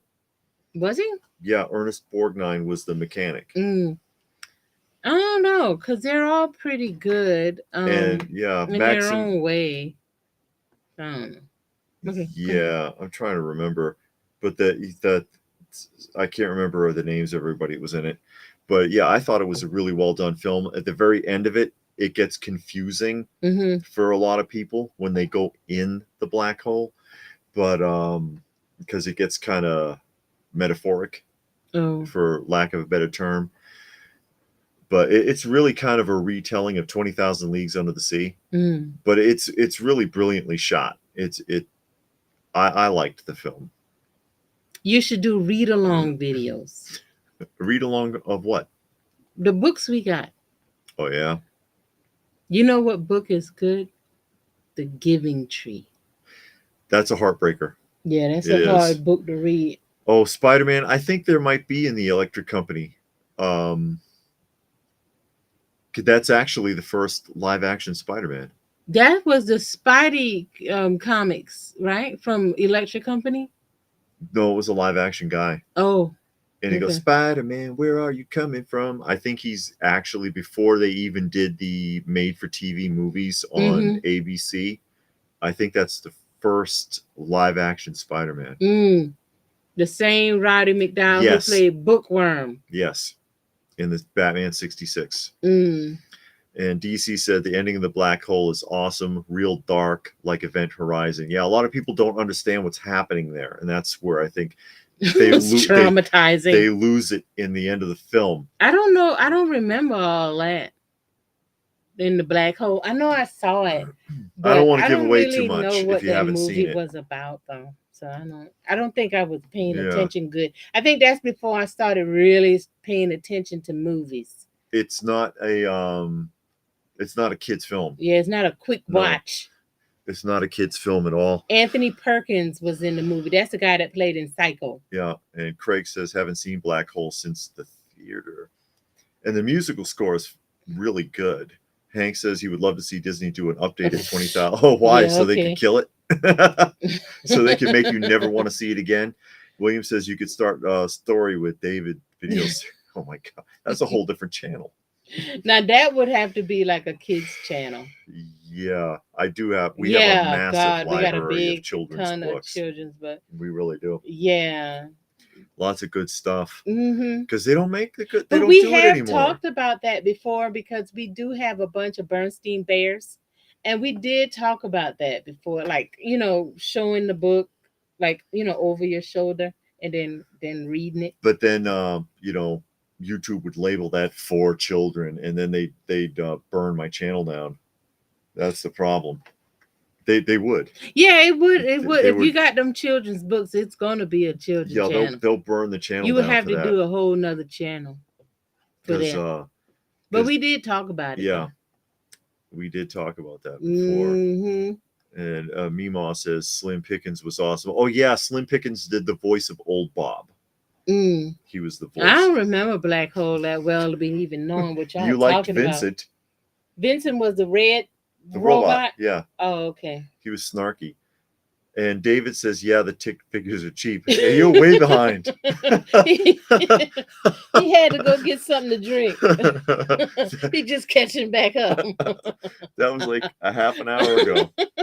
Well, I just wanted, because I wanted to point out I'm not just making stuff up as I go here. You remember information? Huh? What kind of information? Like when you used to call 0 on the phone, and then 411. Well, where I was, it was 0, and then you had the person's name and where they lived, and then they would dial a number for you. Information. They don't do that no more. No, they don't do that anymore. They don't do anything anymore. Craig says, hard to believe. Black Hole was a Disney film? Yes, it was a Disney film. Oh, I didn't know It was that. a Disney production. They wanted to get away from, also part of the reason they did that film, get away from doing the type of films live action that people knew them for. Like Red, Old, Yellow. Well, yeah, I guess so. But that's actually not a bad drama. But what they were being known for was Herbie the Love Bug. Oh yeah. That little girl. The Cat from Outer Space. Oh. Stuff like that. The Cat from Outer Space, hard to watch. Oh, really? Yes. But stuff like that they were doing, and they were like, let's do a real movie. Let's do a real movie. Audiences didn't quite get it at the time. But, it's a cult classic now. Oh, is it? It is, because it was, when you go back and you look at it and you realize these are all practical effects. These are huge sets. These are model kits. And you look at the acting and the performances that are in this film, and you pay attention to the story. You're like, that was pretty damn good. Yeah. And the music fits. Robert says 20,000 Leagues and Mysterious Island, kind of sequels to each other, but not related, but sort of sequels. Mysterious Island. Yeah, Time and Temperature. I remember that.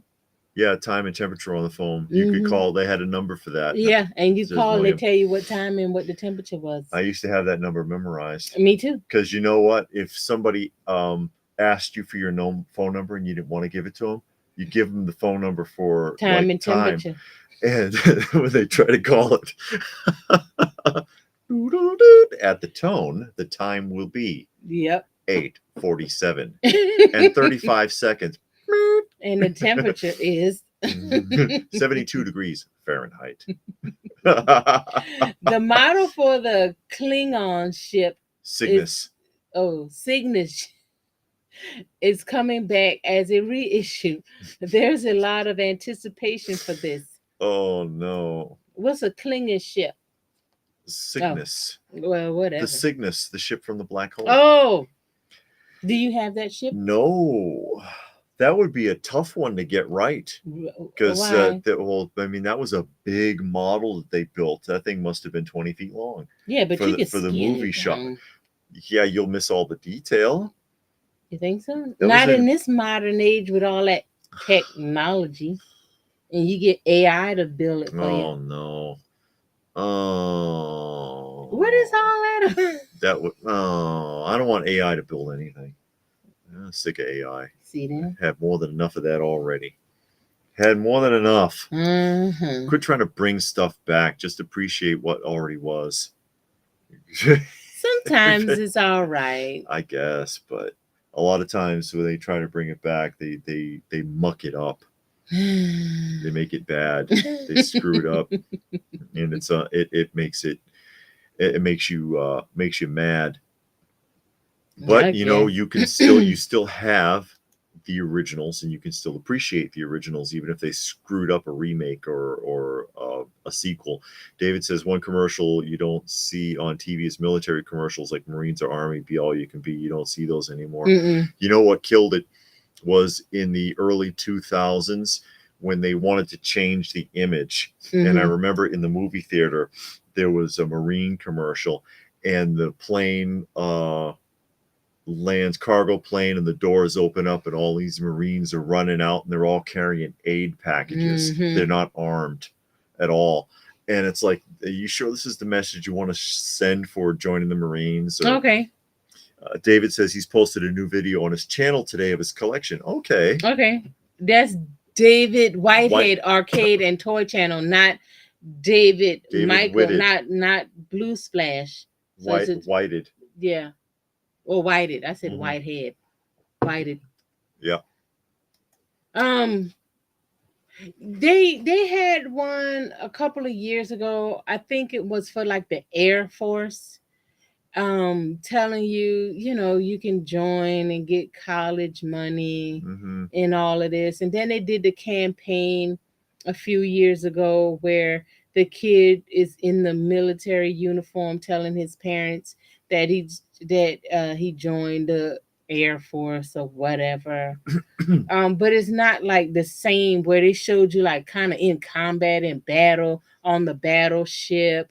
Um, saying, "Oh, you can be all of these things in the military." I Be all you remember can be. the 80s commercial. Army, Navy, Air Force, Marines. We don't look for experience, we give it. Be all that you can be. Oh, Those days are over. Yeah. Thomas is saying about Yeah, Mego. I think I saw that. The Mego Hawkman. Yeah, the wings do look kind of weird. You can't do that right with a figure like that, because it's a cheap figure anyways. Well, it's gonna be cheap no matter what you do. And his wings are always kind of exposed, so you can't kind of hide it and then clip it on. You know what I mean? He's got to strap him down. Like, yeah, who remembers that? I saw that, and it looked real weird. It didn't look like wings. It looked like something else. Who remembers when they used to do that in X-Men in the Silver Age? And Angel, and he would like somehow he had wings that had like a 20-foot wingspan, but somehow they would compress down, and he'd put on like this belt under his shirt to hold them down, and he looked normal because of some belt that was strapped around his chest. Who remembers that they used to do that in X-Men? Didn't make any damn sense. David Whited Arcade and Toy Channel. He says toys and movies and stuff. And stuff. Toy Channel. And stuff. So I'm gonna watch that. Are you? What see, he said he got a new of his collection. No, I'm teasing. Collection. Because sure, check it out. We look at other people's channel. We ain't the kind that don't look at other people's channel. Yeah, and if somebody has a channel and we know, we try to call it out, say, hey, so and so has a channel. And Robert Harvey says Birdman. It looks good on Harvey. Yeah, Harvey Birdman, attorney at law. Harvey Birdman, attorney at law. When Cartoon Network tried to bring it back, they did something similar to like what they did with Space Ghost, where they made Space Ghost that's coast a to line coast. That I want to get into is Space Ghost toy line, and they have a set that came out in the 2000s. Yeah, and then they have like an earlier set. So I think I'm gonna end up getting the Figures Toy Company. I think. But I have been looking at that. Yes, and they did a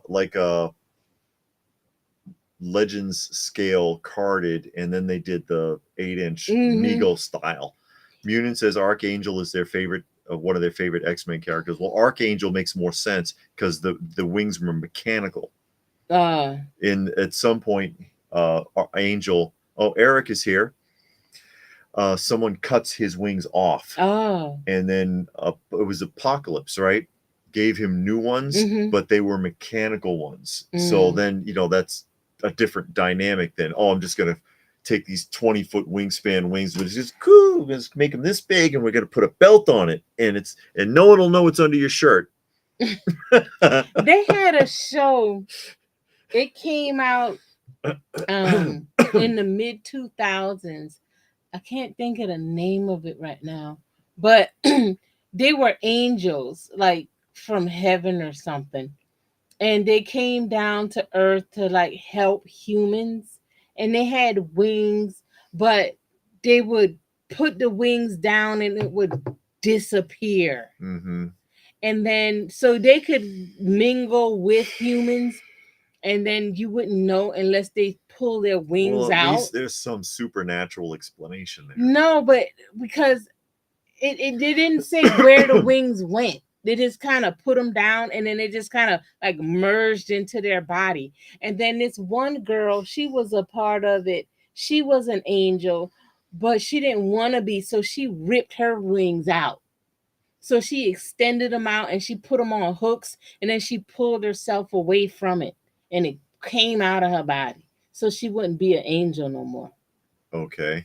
Yeah, it was weird. And that's kind of, they do the same thing. It's kind of like Highlander. Where the hell was he hiding a claymore? You know, or the new Wonder Woman, and she reaches behind her dress and pulls out a sword that's like 4 feet long. Does it? I mean, I know she's really strong, but I mean, is it between her butt crack, or where the hell does that go? How do you do that? But all of these shows are like that. William didn't like Space Ghost talk show. I used to watch the talk show. No, I didn't get the Night Stalker because I forgot that you got to go on Mattel Creations to get it. So I was looking for it to come out like on Big Bad Toy Store or something. I didn't realize. I know. I think it was William said last week. Somebody said last week that you had to go on Mattel Creations, but I didn't think of it, so I forgot all about it. But yeah, that is something that I would like. But yeah, the Space Ghost figures I'm thinking of getting. Sounds like Angel in the Outfit. No, it wasn't that. I can't think of the name of the show. Yeah, but it wasn't that good. You remember seeing it, and it was like a post-apocalyptic movie, and then the angels came down from heaven. They were like guardians or something, and they're supposed to be watching over people, but of course they were fooling around, whatever. and doing all kinds of things. I like the Highlander show. I remember the Highlander show, and it had a spin-off. Oh, did with it? With that girl from the show. I forget the name of that one too, like night something. I don't remember. Oh Lord! But yeah, what are you gonna do? I don't recall all of them. Munin says Highlander was enjoyable. They actually made an official trench coat for the show. They made figures recently too. Oh, there's a lot of guest appearances. Roddy Piper was a guest on that show. Oh, was he? Yeah. Roddy Piper was did a guest appearance. I never seen Highlander. I've seen it like, advertised to be on, but I've never watched it. So I don't know nothing about it. Robert didn't like the Space Ghost talk show. Am I like the only person that liked this talk stuff? But love Harvey Birdman, attorney at law. Attorney at law, yeah. I'm gonna look for the Space Ghost cartoon and see if I can find it so I can watch it. David and LPH, y'all have. Hank wants to know if we're going to see the new Beetlejuice movie. Not unless it come on one of those. She's never seen the original one. No, I've only ever watched the cartoon. The cartoon. I've only ever watched the cartoon. Which kind of surprised me rewatching it. There were some things I don't think about when you're a kid, like how often he's in drag on that show. And it's like, what are you doing? Yeah, he was. And then, of course, he was her friend, but in the movie, total opposite. There was a different scenario going on with the characters. I have it. We should just watch the movie sometime. But the cartoon was for kids. Of course. So they had to make it kid friendly. And sometimes they make a cartoon out of something, and you're like, why did you do that? But they made it work, like Toxic Crusaders. Yeah. Toxic Crusaders is hilarious. That's a good show. Toxic Avengers is hard to watch because it's such a mess. Yeah. Beetlejuice, the cartoon was funny because I saw it when it was out on TV. So I watched it when it was out. And I always remembered it finally. When we went back to watch it a few months back, I liked it still. I always remembered that scene with Edgar Allan Poe. He was only on there once. Yeah, I always remember that though, because that was funny. He was like, "Do you know who I am? I am Poe." And he goes, "Well, I ain't got no money for you."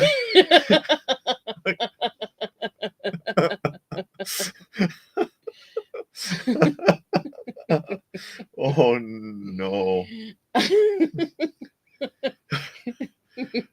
He did say some very silly things. Problem with that, William. Problem, he says the original Space Ghost cartoon is on YouTube. Oh, problem with that is when you find stuff like that, it's incomplete. Like we were trying to watch Transformers, but that wasn't on YouTube. Wherever the hell it is, there ain't 10 episodes a season. There was like 66 total episodes or something. They cut pieces out all over the place, so you never know if you got the whole thing. Yeah, they did cut out a lot of Yeah, episodes. and that Transformers show is so badly done. It's not that. It is It's bad. not as bad as I thought. It actually has a plot. It's a continuous story. But It is inconsistent it's with the drawing. very inconsistent With with the the drawing. drawing. The But you the can get past the that. artwork is bad. The things, I mean, people are suspended in the air. They're looking for people like they're not there, and they're standing in the same room. Like, we have to find Bumblebee. Bumblebee's right there. He's on your left. They missed that. Some of the voice acting is not that great. Some of it's, obviously, like, Peter Cullen is really good. In the Megatron is good. Soundwave. In Starscream. I don't know about Starscream's voice, but that's Cobra Commander's I know voice. it is, but I don't like that either. But stuff like that, and some of the plots, like switching out Sparkplug's brain. And if only we could remove his brain so we could do this surgery. No, it wasn't or whatever. Sparkplug. It was Spike. Spike, Wiggy, Wiggy, or whatever the hell his name is. And it's like, oh, well, what a coincidence. We just happen to have this Frankenstein robot we can put his brain in. Like, oh my God. And the music is bad. I mean, it's not as bad as you're making it out to be. Hey, with the G.I. Joe, Sunbow had actual symphonic music. They worked hard on that. With Transformers, they did not try. The music is not good. Robert liked when Space Ghost was a regular superhero like Batman. Like Batman. We're watching the Transformers right now. Again, it's not as bad as I thought. Is it a great cartoon? No.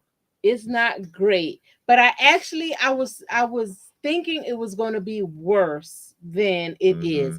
I remember watching it as a kid, but I don't remember it that well. Just like G.I. Joe. The only thing I remembered from G.I. Joe was them shooting at each other. But then when we went back to watch it, I was like, oh, okay, this isn't as bad as I thought it was going to be. And they're two-parters, or they're extended, like two-parters or five-parters. Five-parters are really good. Well done. Yeah. Yeah. Transformers, I was thinking, okay, this is going to be way worse. They didn't try as hard.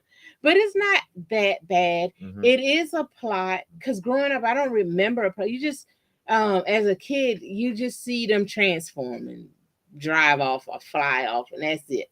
Or kind of transform. Yeah. Or the color fades away. Yeah. Or something happens, or somebody's got the wrong voice. Yeah. That's happened a few times already. But the story is there. It is a plot. It is a continuous story.